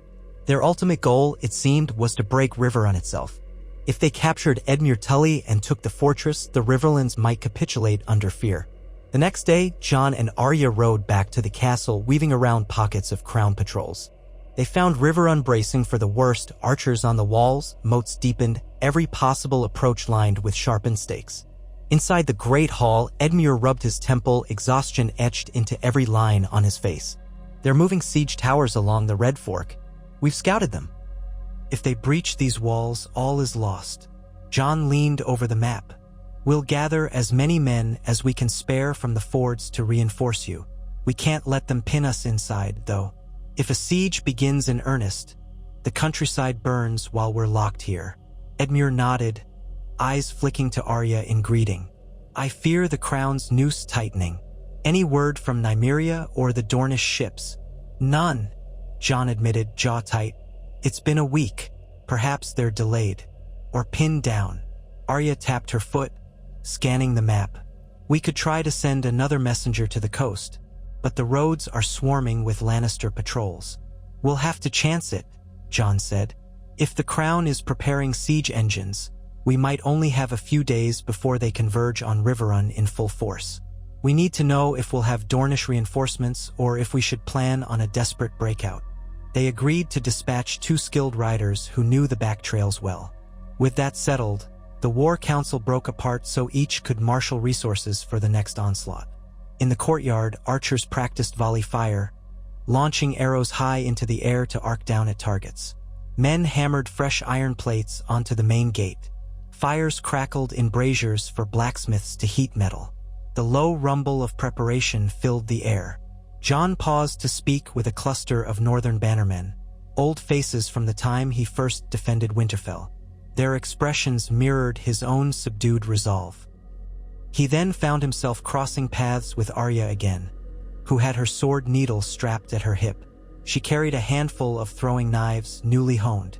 The 2 siblings shared a moment of quiet conversation beneath a stone archway. You look tired, Arya observed. When was the last time you slept? He gave a weary smile. I'm not sure. The days blend together. She touched his arm lightly. Remember to take care of yourself, Jon. We need you steady. A flicker of warmth. I'll try. That night, the Crown's forces made their move. With darkness as cover, a sizable contingent marched toward Riverrun from the west. Scouts alerted the castle just before the first wave attacked, torches bobbing in the distance like fireflies. The alarm bells rang, sending defenders scrambling to the walls. Jon was already in the courtyard, hauling on his breastplate. Arya joined him, hooking a quiver over her shoulder, expression taut. They ascended to the battlements, where Edmure stood among archers. Beyond the outer moat, dimly outlined in torchlight, swelled a mass of soldiers. They carried scaling ladders, large wooden mantlets, and pushcarts loaded with materials. Closer to the rear, shadows hinted at heavier siege machinery, though it was too dark to see clearly. A horn sounded from the Crown's ranks, low, rolling thunder in the night. Then came the scuffle of many boots on grass as the first wave charged forward. Arrows whistled from the castle walls, dropping some attackers. Others raised shields, forming testudos. The defenders lit braziers, sending flaming arrows arcing down. Soon, the field outside the castle flickered with scattered fires. Screams and curses rose. Jon rushed to coordinate a group of spearmen at the main gate. If the crown used a battering ram, that gate would be their focus. From above, archers loosed volley after volley, though the darkness made targeting difficult. The crown's men advanced relentlessly, pushing mantlets forward to protect themselves. A handful reached the moat, only to find it deeper than expected. Some tried to throw planks across it. Defenders hurled stones and flaming pitch, forcing them to retreat. But more came behind them. From another section of the wall, Arya directed archers, her keen eye picking out gaps in the attacker's shield wall. Every so often, a crowned soldier fell, an arrow lodged in his neck. The defenders cheered, but the crown's line pressed on, unshaken.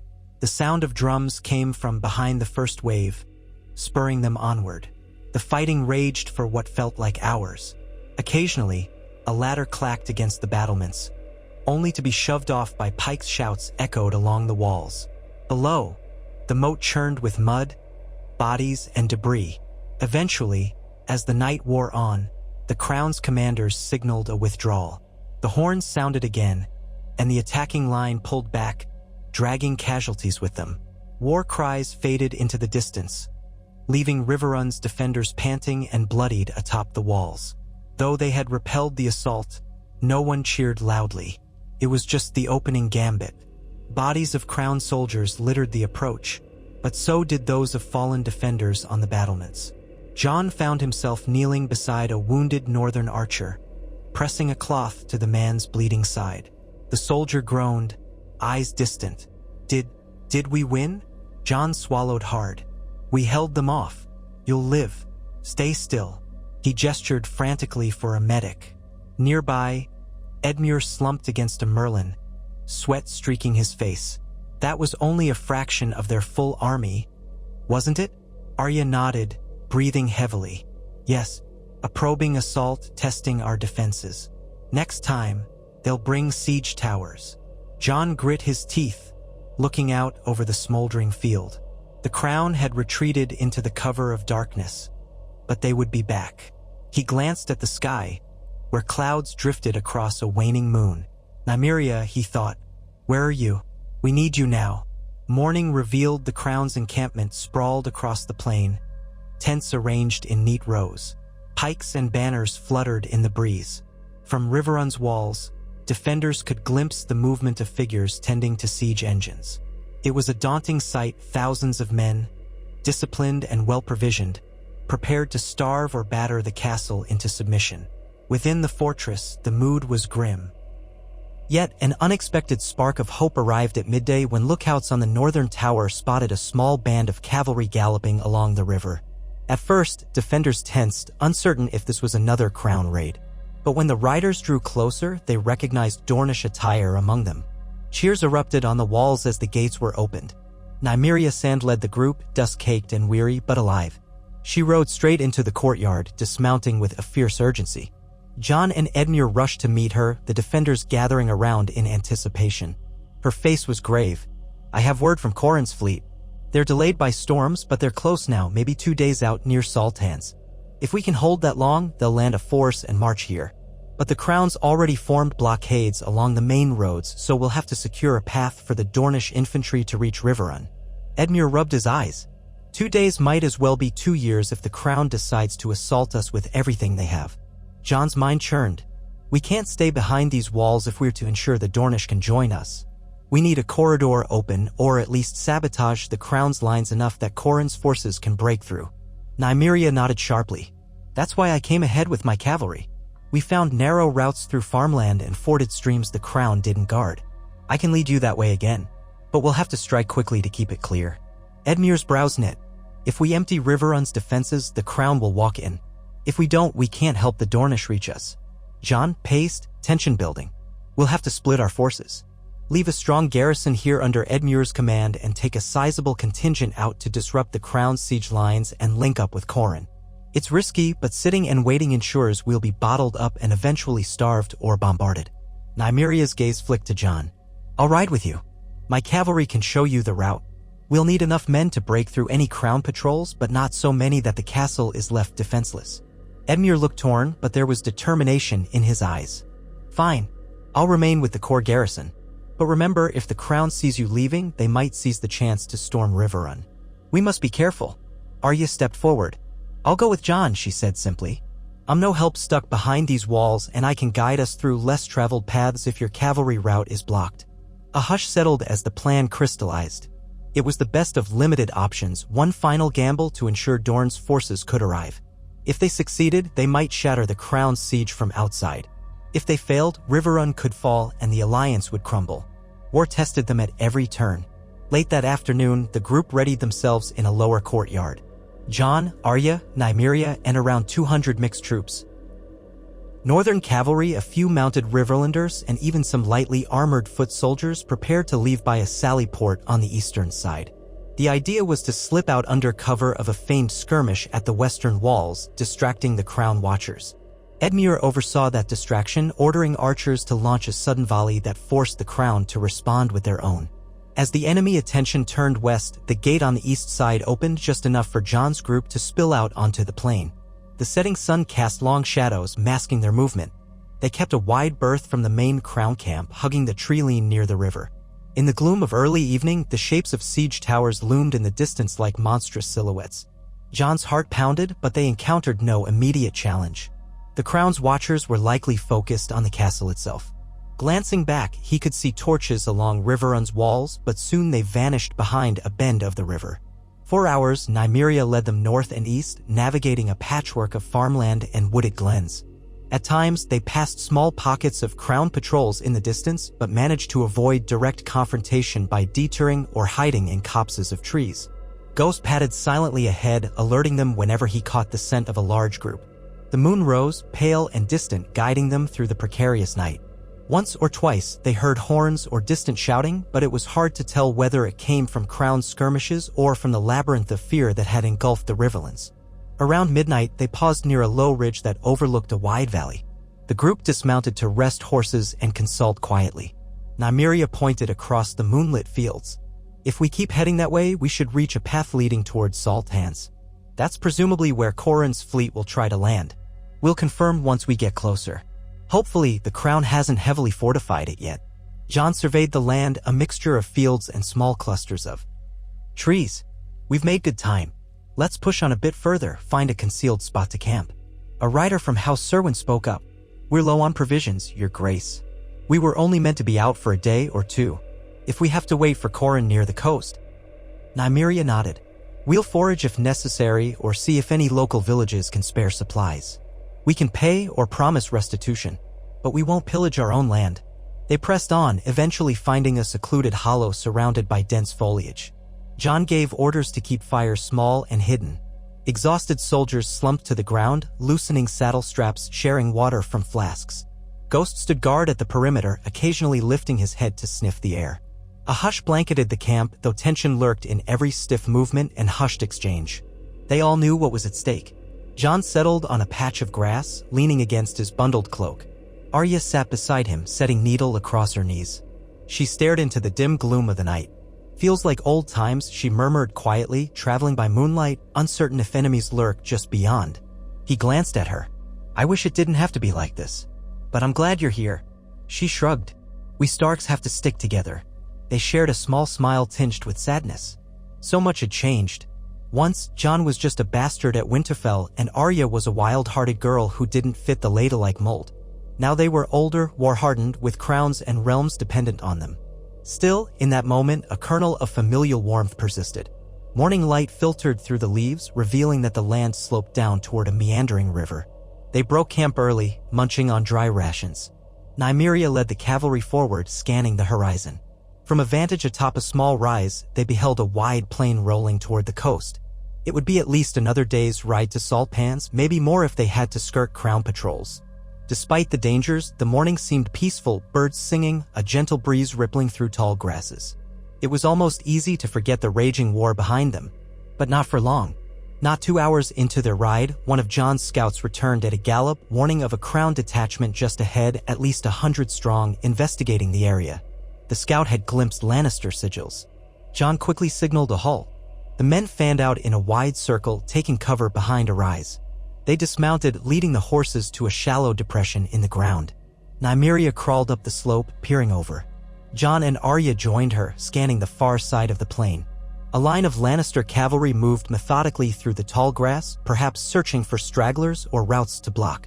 Their commander, visible in partial plate, rode at the head, flanked by standard-bearers. It was an imposing force, though not impossibly large. If it came to a fight, Jon's band might hold the advantage of surprise. But it was risky. Nymeria clicked her tongue. They're right in our path. If we skirt too far around, it adds an entire day of travel. Arya studied the enemy formation. 100 cavalry, well armed, but they look like they're spread out. If we strike at their center, we might break them, or force them to flee. Jon flexed his fingers. It's a gamble, but we're pressed for time. We need to reach salt pans quickly. Let's prepare an ambush. If we can rout them in one swift blow, we won't risk a protracted fight. They retreated down the slope and quietly arranged their forces.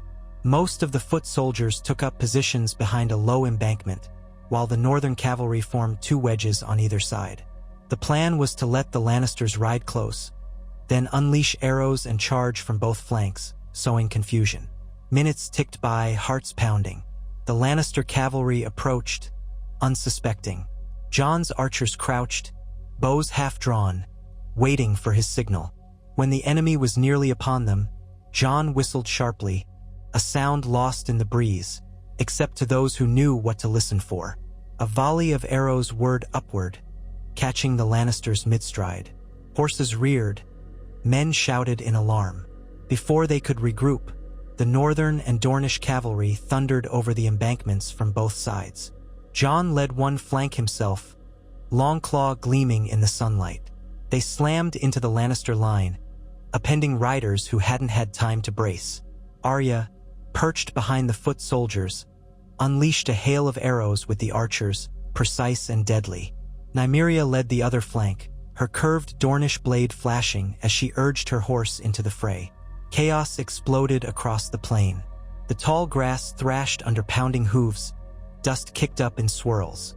Some Lannister riders tried to rally around their commander, but the speed and ferocity of the ambush caught them off guard. Jon ducked a swinging mace, countering with a slash that sent the attacker tumbling from the saddle. Ghost darted among the clashing horses, leaping at a soldier who had lost his mount, finishing him swiftly. Blood spattered across leather and steel. The Lannister standard-bearer, refusing to yield, tried to rally the men, but an arrow from Arya's bow struck him in the thigh, toppling him. Sensing their disadvantage, the crown soldiers began to break, their formation fragmenting into smaller clusters. Some tried to flee, galloping away in disarray. Others fought desperately, cornered by Jon's men. Nymeria crossed blades with the Lannister commander, a stern-faced knight with a battered helmet. He tried to force her horse aside, but she wheeled gracefully, slashing across his torso. He roared, swinging a heavy sword that clanged against her pauldron, nearly knocking her from the saddle. She gritted her teeth, ducked his next blow, and drove her blade into a gap in his armor. With a groan, he collapsed from the saddle, and she yanked the reins, breathing hard. Within minutes, the skirmish was all but decided. The surviving Lannister riders scattered, leaving behind the wounded. Jon's men cheered raggedly, though the joy was tempered by the sight of their own fallen scattered among the grass. A few foot soldiers moved quickly to gather arrows, salvage horses, and provide first aid to those who could be saved. Jon dismounted, scanning the carnage with a clenched jaw. Form up. We can't linger. Gather the wounded that can travel. We'll leave the dead in peace. He paused to kneel by a northern rider who had an arrow in his side. The man's breath came in gasps. Jon pressed a hand to his shoulder. We'll get you to a healer. Nymeria wiped sweat from her brow, glancing around. We did well, but the noise might draw more of them. Arya approached, bow slung across her back. We should go quickly. The path ahead is clear for now. Within a short while, they continued north, riding at a brisk pace. Though they had triumphed, the cost of each engagement weighed heavily on Jon. How many more of these battles could they sustain before their strength was sapped? war eroded them inch by inch, life by life. He just prayed it would be enough to unify the realms and end the crown's tyranny. They marched through another night, bypassing a burned-out village and a few deserted farmsteads. Signs of war were everywhere. Trampled fields, broken fences, the occasional corpse by the roadside. Each sight fueled their resolve. By dawn, the air took on a faint tang of salt. The sea was close. Finally, late that morning, from the crest of a low hill, they glimpsed the small port town of Saltpans. It sat where a wide river fed into the sea, its wooden docks jutting into the water. Smoke rose from chimneys, suggesting it hadn't been sacked. Jon and Nymeria shared a look of relief. But the question remained, would Corran's fleet actually be here? Approaching with caution, they scouted from a distance. Crown patrols were present, but only in small numbers. Likely the main thrust of the Crown's forces had stayed near Riverrun. Saltpans was guarded by a skeleton garrison. A few dozen men in Lannister colors posted near the docks, some riding occasional patrols through the outskirts. The rest of the town seemed subdued, the streets half empty, doors shuttered. Nymeria pointed out a cluster of fishing boats bobbing in the harbor. No large war galleys or transport ships were visible yet. They needed to seize the port or at least hold it long enough for Corran's fleet to arrive. But they had only around 200 men, some wounded. Jon studied the town's layout. A low stone wall, more for marking boundaries than genuine defense, circled the central district. The docks extended beyond that wall, accessible through a large wooden gate that was partially open. Lannister banners hung limply on a pole near the gate, guarded by a handful of sentries. Further up the shore, wooden warehouses housed fishing supplies and probably small local goods. "We might take them by surprise," Arya said, keeping her voice low. "A direct assault on the gate could scatter them if they're not expecting a fight. But we risk harming the townsfolk," Jon cautioned. "We can't just storm in blindly." Nymeria nodded. "What if we split up? One group circles to the shoreline behind the warehouses, enters the docks from a less guarded point. Another group draws the guards' attention at the gate." Jon considered the plan. "That could work. I'll lead the frontal assault with a portion of our cavalry. Nymeria, you and Arya take the rest around back. Once we engage, you strike from behind, cut off their retreat." A rough outline of the operation formed. They'd need speed, stealth, and a bit of luck. If the Crown garrison realized they were outnumbered or if they had reinforcements nearby, this could end in disaster. But to secure the port for the Dornish landing, they had little choice. They waited until midday, hoping the glare of the sun and the lull in the watch's attentiveness would favor them. Jon positioned about 60 riders behind a small rise outside Saltpans' main gate. They readied themselves for a quick charge. Meanwhile, Nymeria took the rest of the force around the eastern edge of the town, skirting farmland to reach the docks. When the time came, Jon raised his sword, heart pounding. Ghost crouched at his side, muscles coiled. With a fierce cry, he spurred his horse forward. The riders erupted from behind the rise in a thunder of hooves racing across the open ground toward the half-open gate. Lannister sentries jolted in shock, fumbling for their horns and weapons. Before they could fully react, Jon's cavalry slammed into them. Some tried to lower spears, but the momentum of the charge was too great. Horses crashed through the gate, scattering the defenders. Inside, confusion reigned. Crown soldiers scrambled from the courtyard, startled by the sudden invasion. Jon's riders fanned out, clashing steel against steel. He spotted a soldier aiming a crossbow at him. Jon ducked low in the saddle, feeling the bolt whistle past his ear, then he slashed downward. The crossbowman collapsed, knocked aside by a rearing horse. Shouts echoed through narrow streets as the townsfolk fled indoors, shutters banging shut. The Lannisters formed a hasty line, but they were clearly unprepared for a full assault. Still, they fought back fiercely, especially near a small guard tower that overlooked the docks. For a moment, the Crown forces seemed to rally, pushing forward with shields locked. Jon's cavalry threatened to be bogged down among the cramped buildings. Suddenly, cries rose from the rear of the Lannister position. Nymeria and Arya had arrived with the rest of the men, attacking from the dock's side. Arrows rained in from behind crates and barrels, sowing chaos. The Crown line wavered. Jon seized the opportunity. He bellowed a command and his cavalry surged again, punching through the disorganized defenders. Blades rang on mail, men screamed, and the air reeked of sweat and blood. Ghost darted among the chaos, snapping at any foe that ventured too close. In minutes, the fight was decided. Some crown soldiers threw down their arms and begged quarter. Others tried to flee only to be cut off by Nymeria's flank. A handful dove into the water, desperately swimming away from the docks. By the time the dust settled, the gates and the town center belonged to Jon's men. The townspeople peered out from windows, wide-eyed but unharmed for the most part. Jon dismounted, breath-heaving. Blood trickled down a shallow cut on his forearm where a spear had grazed him. He pressed a hand to it, hissing at the sting.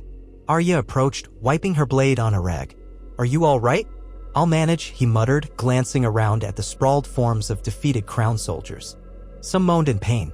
His men began rounding up prisoners, tying their hands and checking them for hidden weapons. Nymeria came from the docks, stepping around crates. "We've secured the area," she reported. "No sign of a larger force nearby. We put a few archers on lookout around the outskirts." She paused. "But we've also found something that might help us." Jon raised an eyebrow. "What is it?" She led him and Arya to a long wooden warehouse near the water. Inside, they discovered stacks of barrels and crates, presumably a crown stockpile. Upon prying open a few barrels, they found salted fish, grains, and even some casks of oil or pitch, possibly intended for siege warfare. A trove of supplies. Arya let out a low whistle. They must have been gathering these to feed their forces or to ship elsewhere. This could feed our men for weeks. Jon felt a mix of relief and worry. They had seized a valuable resource, but that also meant the crown would likely come looking for it. "We need to fortify Salpans quickly," he said. "If Corin arrives soon, we'll have a foothold here to bring in the Dornish army. If the crown tries to reclaim the town first, we'll have to hold out until help arrives." They moved swiftly. Jon dispatched riders to set up patrols on the roads leading to Salpans. Others were tasked with placing watchmen at key vantage points around the port.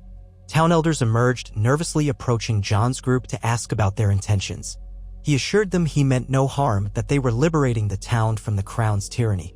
Though the elders seemed wary, they grudgingly offered cooperation, pointing out strategic spots for defenses. They spent the rest of the day shoring up the modest walls, posting archers in the guard tower, and reorganizing the supplies in the warehouse. Nymeria ensured the prisoners were kept under guard, questioned for any intelligence.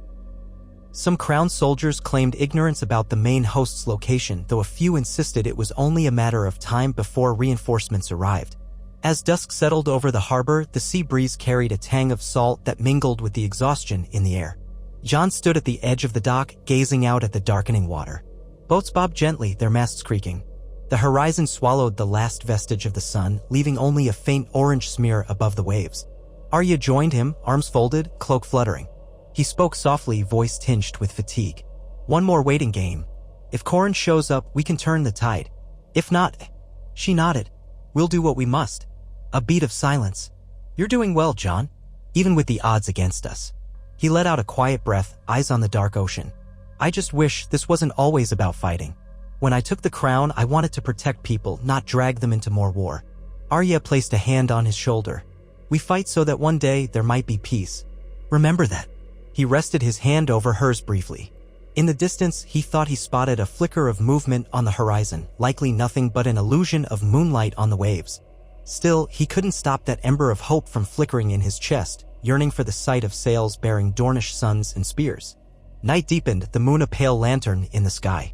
Soldiers patrolled the streets of Salpans, their footfalls echoing on cobblestone. Townsfolk, seeing that the conquerors were not ruthless pillagers, began to venture out, offering bread and water to the northern and Dornish men. Tense gratitude lingered in the air. Jon made sure to remind his men, treat the locals with respect, pay for what they took, do no harm. Winning hearts was as crucial as winning battles. At midnight, a watchman on the tower called down that he saw lights on the water. Alerted, Jon and Nymeria rushed to the docks, hearts hammering. Indeed, faint specks of torchlight dotted the horizon, flickering like fireflies against the inky sea. A hush spread among the defenders as they lined the docks, peering into the distance. As the lights drew closer, silhouettes of ships emerged under the moonlit sky. At first, it was hard to discern any sigil, but gradually a shape came into focus, a golden sun-ant spear emblazoned on sails. A swell of emotion surged in Jon's chest. Nymeria let out a breath, her eyes shining with relief. Corin's fleet had arrived. Moments later, a shout came from one of the ships carrying across the still water. Lantern signals blinked in a pattern that Nymeria recognized. She signaled back with a torch. The watchers on the walls cheered and men embraced each other, some sinking to their knees in relief.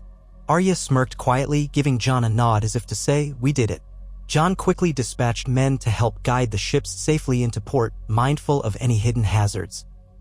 The Crown's presence in salt pans was minimal, so for now the landing could occur unopposed.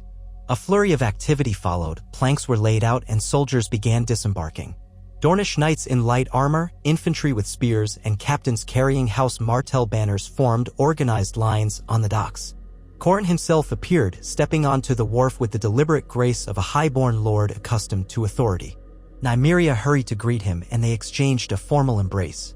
Qhorin was a tall man with a neatly trimmed beard and sun-darkened skin. His eyes appraised the battered fortifications and the lines of weary defenders. Then he turned to Jon, offering a respectful bow. "Your Grace, I see you've been busy." Jon, pulse still racing from the excitement of their arrival, extended a hand in greeting. "Lord Qhorin, welcome. We feared you might be delayed longer." Qhorin straightened. "We had storms near the Stepstones, lost a ship or two, but the rest of the fleet is here. We bring soldiers and supplies for your alliance. Our first priority is to fortify salt pans. Then we march inland." Men hurried to unload crates of provisions, weapons, and siege gear. Qhorin had indeed come prepared with close to 2,000 Dornish foot soldiers and a small contingent of cavalry. It wasn't an overwhelming number, but combined with Jon's forces, it might tip the balance. Their next challenge would be using these reinforcements effectively, either to lift the siege of Riverrun or to push the Crown back into the Westerlands. As dawn broke over salt pans, the once quiet port bustled with life. Ships bobbed at the docks, men hurried to and fro, fresh horses were led onto land, stomping nervously on the planks. Qhorin convened a quick war council on the quay with Jon, Nymeria, Arya, and several Dornish captains. The salt-laden breeze ruffled cloaks as they pored over a map of the Riverlands. Qhorin tapped a spot representing Riverrun. "So the Crown has set up siege lines around the castle. If we attack directly, we could get pinned on open ground." Jon nodded. "Our best chance is to disrupt their supply lines and force them to fight on multiple fronts. We've had some success with smaller raids, but now that you're here, we can escalate." Nymeria folded her arms. "We also have the advantage of the Red Fork. If we can control certain crossings, we might bottle the Crown's army between rivers." Arya spoke up, eyes intent on the map.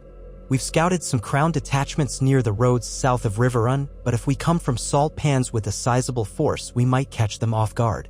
Qhorin considered. "We should move swiftly. Every day we delay is another day the Crown chips away at Riverrun's defenses. Edmure won't hold out forever." Jon looked at the ranks of Dornish soldiers, many still disembarking from the ships, carrying bright spears and curved swords. "I suggest we form 2 columns. One will march directly toward Riverrun, feigning a frontal assault. The other, led by me, will circle around and strike the Crown's siege lines from behind, hopefully in coordination with Edmure's men sallying out." Qhorin nodded thoughtfully. "That could work. We need a reliable way to coordinate with Edmure so he knows when to attack from within." Arya tapped the map. "We can send a fast rider or raven from halfway, once we see the Crown's positions. Edmure knows the signals. He'll come out when the time is right." They settled the plan, dividing leadership roles. Qhorin and Nymeria would command the main column, drawing the Crown's attention. Jon, with Arya and a portion of the Northern and Dornish cavalry, would make the flanking maneuver, guided by what intelligence they had from previous scouting. If all went well, they'd converge on the Crown's lines simultaneously, hopefully breaking the siege and relieving Riverrun. Before midday, they departed salt pans, leaving a small garrison behind to protect the port and watch over the ships. The allied host stretched across the fields in a colorful display, Dornish spearmen in orange and gold tunics, northern bannermen in cloaks of gray and white, Riverlanders with trout insignias, all unified under the black iron circlet that Jon carried and the sunspear banners of House Martell. Townsfolk watched in awe and relief. Though the Crown might return, for now Salt Pans was free of Lannister control. The march inland was swift and purposeful. Scouts fanned out to the flanks, ensuring no enemy surprise. Often, they passed farms that had been stripped bare by Crown foragers. Occasionally, villagers emerged from hiding to wave hesitantly at the combined army. Some even offered small tokens of gratitude, a basket of eggs, a pitcher of milk. Though meager, it was all they could spare. Qhorin's officers insisted on paying with coin or promising future compensation, wanting to show that this alliance was different from the Iron Throne's tyranny. After 2 days of hard marching, they neared the region around Riverrun. Reports from the forward scouts indicated the Crown's siege camp still ringed the fortress. bolstered by new arrivals from the Reach. The enemy seemed confident, perhaps believing no large host could approach without their notice. But Jon had chosen routes through less traveled byways, shielded by thick copses of trees and rolling terrain. Here, the plan diverged. Qhorin and Nymeria took the main column to within sight of the crown lines, preparing to stage a visible formation that would draw the enemy's attention. Jon, Arya, and around 600 cavalry peeled away, circling through wooded hills to approach from the south. In the quiet dawn, they advanced carefully, muffling horse tack and speaking in hushed tones. Near midday, from a ridgeline thick with oaks, Jon glimpsed the crown's siege lines in the distance. Tents stretched along the banks of the Red Fork, siege engines angled toward Riverrun's walls. Faintly, he could see the castle's battered battlements, where Tully banners still flew. Smoke rose from a few points inside the fortress, likely fires for cooking or forging. Edmure was still holding out, though how long he could last under continuous pressure was anyone's guess. Jon turned to Arya. "We send a rider to signal Edmure now. Tell him to be ready." She nodded, pulling a small cylindrical case from her saddlebag. Inside was a sealed letter describing the plan. One of the fastest riders volunteered, taking the letter and galloping away along a concealed path that should lead him to the castle. As soon as Edmure received it, the final sequence of the plan would be set in motion. All they needed was to time their attack with Edmure's sally and Qhorin's frontal distraction. Hours stretched, tension coiling in every soldier's stomach. Jon's cavalry waited on edge, hidden among the trees, the sound of horses snorting blending with the rustle of leaves. The sun climbed overhead, beating down mercilessly. Water skins were passed around to keep men hydrated. Archers tested their bowstrings, foot soldiers tightened sword belts. Arya paced, occasionally climbing onto a boulder to peer at the distant siege lines. Finally, they saw what they had been waiting for. A faint commotion in the crown's camp, distant horns sounding. That had to be Qhorin's column making its presence known on the other side of the field. Banner signals flickered over the siege lines as the crown began shifting troops to face this new threat. Jon hoped that meant Edmure had also prepared to move from within the castle walls at the first chance. Jon nodded to Arya, and she raised a small blue flag that had been kept furled. It was their signal to the scattered watchers who were out in the hills, ensuring no enemy flank came around. Receiving the sign, they would begin converging. "Now," Jon said softly, voice taut with adrenaline. They emerged from the treeline in a thunder of hooves, driving down the slope toward the crown's southern flank. The pounding of hundreds of horsemen filled the air, accompanied by a collective roar of defiance. The crown soldiers, focused on Qhorin's threat to the north, turned in alarm at the sound. Some scrambled to form a line, but they were too slow. Jon's cavalry smashed into the flank of the siege camp, where rows of supply wagons and lightly guarded catapults offered a vulnerable target. Men scattered, shouting warnings. Arya led a group of archers who fired on the run, picking off enemy soldiers who tried to organize. Ghost sprinted at the head, causing chaos among the panicked horses tied near the wagons. A swirl of close-quarters combat erupted. Jon swung Longclaw in wide arcs, cutting down a foe who lunged at him with a spear. Another crown soldier rushed in, shield up, but Jon turned his horse sharply, passing the man and striking from behind. The crown's confusion gave the attackers an initial advantage, but Lannister officers rallied quickly, shouting at their men to stand fast. Near the center of the siege lines, the noise of Qhorin's forces clashing with the crown grew louder. War cries, the clang of steel, and the boom of catapults being hastily repositioned reverberated across the battlefield. From Riverrun's walls, horns blared, and the main gates cracked open, unleashing Edmure's garrison in a sudden charge. Caught between three fronts, the crown's army faltered. Yet Ser Farron Lannister, the rumored overall commander, was not to be underestimated. He appeared astride a massive warhorse near a cluster of red and gold banners, barking orders. Crown regiments began forming a defensive ring around the siege engines. Pikemen lowered their weapons as lines of archers fired volley after volley. A savage melee ensued, swirling across trenches and half-built siege works. Dirt, mud, and blood churned underfoot. Qhorin, determined to disable the catapults threatening Riverrun, led a wedge of Dornish spearmen in a bold thrust. They skewered crown defenders, toppling a ballista from its wooden base. Nearby, Nymeria fought with fluid grace, parrying a sword thrust and answering with a lethal riposte. Her knights advanced in disciplined formation, stepping over the fallen. On the southern flank, Jon's cavalry found themselves locked in brutal fighting around the supply wagons. Crown archers on a small rise tried to rain arrows upon them, but Arya and her archers returned fire with deadly accuracy, forcing the enemy to duck behind crates. Soldiers collided in tight quarters, swords flashing in desperate arcs. Jon's horse reared, nearly toppling him as a crowned spearman jabbed upward. Ghost hurled himself at the attacker, sinking teeth into the man's arm. Jon steadied, driving Longclaw into another foe's torso. All across the wide battlefield, the alliance's push battered the Crown's lines. But the Crown's numerical advantage could still prove decisive if they managed to regroup. Ser Farron galloped into the fray, accompanied by a retinue of heavy cavalry. He aimed to smash the flanking forces, isolating Edmure's sally from the castle. Jon spotted him cutting down one of Corrin's knights with brutal efficiency. Their eyes met across the chaos, two leaders poised for a final confrontation.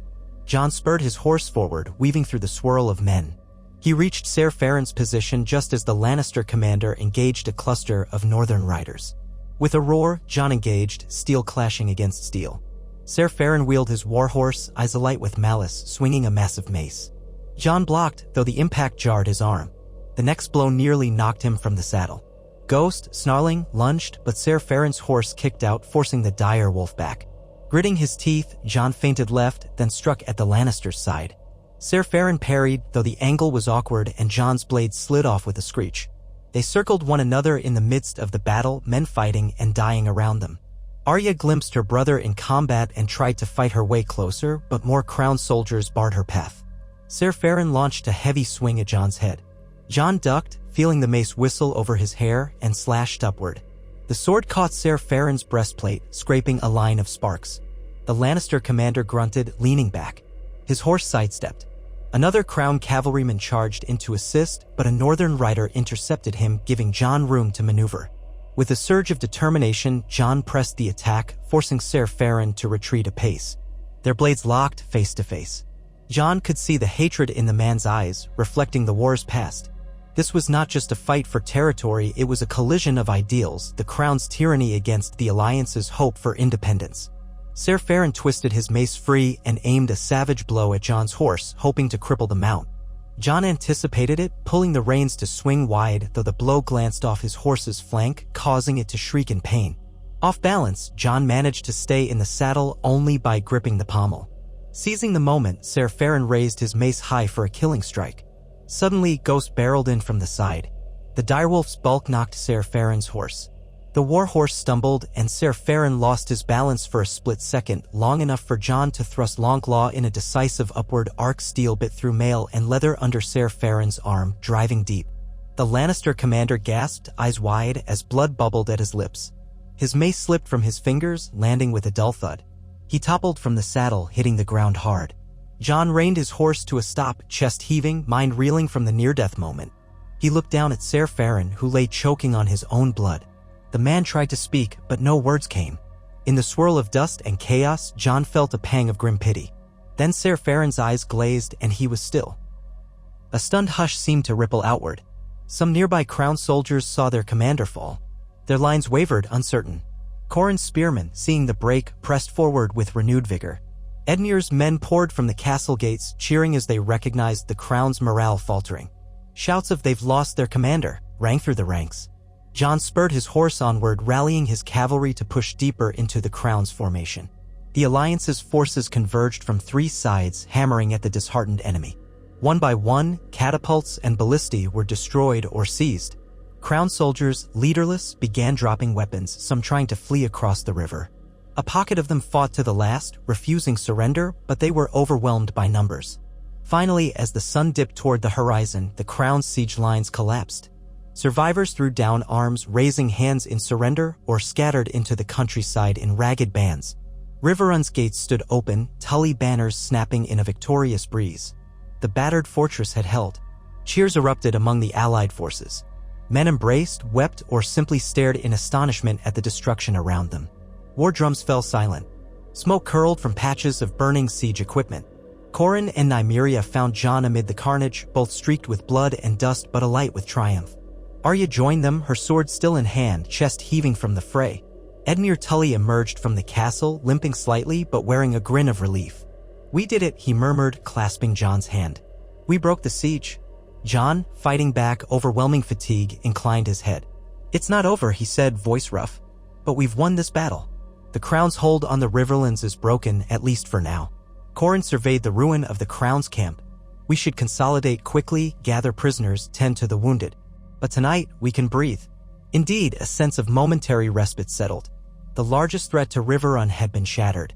The entire realm might not yet be free, but they had dealt a critical blow to the crown's efforts to reassert dominance. Messengers rode out in all directions to spread the news of the victory and rally more support. Perhaps hearing that the alliance had repelled a major siege would embolden other lords to join them. As dusk deepened, Edmure and Corin organized the combined forces, setting up a camp in the newly vacated siege area. The mood was subdued as the cost in lives had been high. Jon could barely stand from exhaustion. When he finally dismounted, his legs threatened to buckle. Arya steadied him, a knowing look in her eyes. "You need rest, Jon." He didn't argue. With Ghost padding close, he made his way into Riverrun's courtyard, now littered with debris from the siege. Servants guided him to a makeshift infirmary in the Great Hall. He insisted others be treated first, though a maester still cleaned the gash on his forearm, wrapping it in bandages. Later, he stepped outside, drawn by the crisp night air. Edmure joined him, gazing at the starlit sky. From the walls, they could see the flickering campfires of the allied host spread across the farmland where the crown's siege had stood mere hours ago. Edmure exhaled, voice heavy with gratitude. "You saved Riverrun, Jon. I won't forget it." Jon, bone-weary, managed a small shake of his head. "We all did our part. Corin, Nymeria, Arya, you. None of us could have done this alone." A faint smile touched Edmure's lips. "Alliances forged in blood. Gods, let it not be in vain. Maybe now the crown will realize we won't bend." Jon stared out at the dark silhouettes of farmland, burned huts, and battered siege engines. "If they still don't see reason," he said quietly, "we'll fight as long as we must.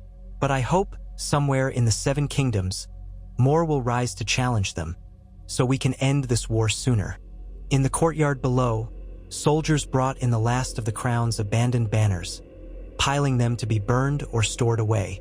The Lion of House Lannister no longer roared at Riverrun's gates. For one night, at least, the dream of a freer Westeros felt tangible. A glimmer of dawn after so many nights of conflict. Turning from the walls, Jon closed his eyes briefly. The victory was theirs, but the burdens of kingship still weighed on him. He could already foresee the challenges ahead. Pressing deeper into the crown's territories, securing alliances with the Vale or the Reach, and ensuring the North and Dorne remained steadfast. Yet, in the hush of that starlit evening, he allowed himself one quiet moment to feel hope kindling inside him. They had stood against the crown's might and prevailed. The combined banners of the wolf, the trout, and the sun and spear fluttered together in the soft breeze, a testament to what unity could achieve. Tomorrow, the war would continue, but for now, they had taken a vital step toward reshaping the realm. A realm that might one day truly belong to all its people, rather than to a single iron throne. Jon opened his eyes, breathed the night air, and turned back into Riverrun's halls, where the wounded waited, where leaders would gather to plan the next phase. He felt the steady presence of Ghost at his side. The night might be dark, but it was far from hopeless. The North, Dorne, and the Riverlands had come together in victory, and that bond, forged in the furnace of necessity, would guide them through whatever trials lay ahead.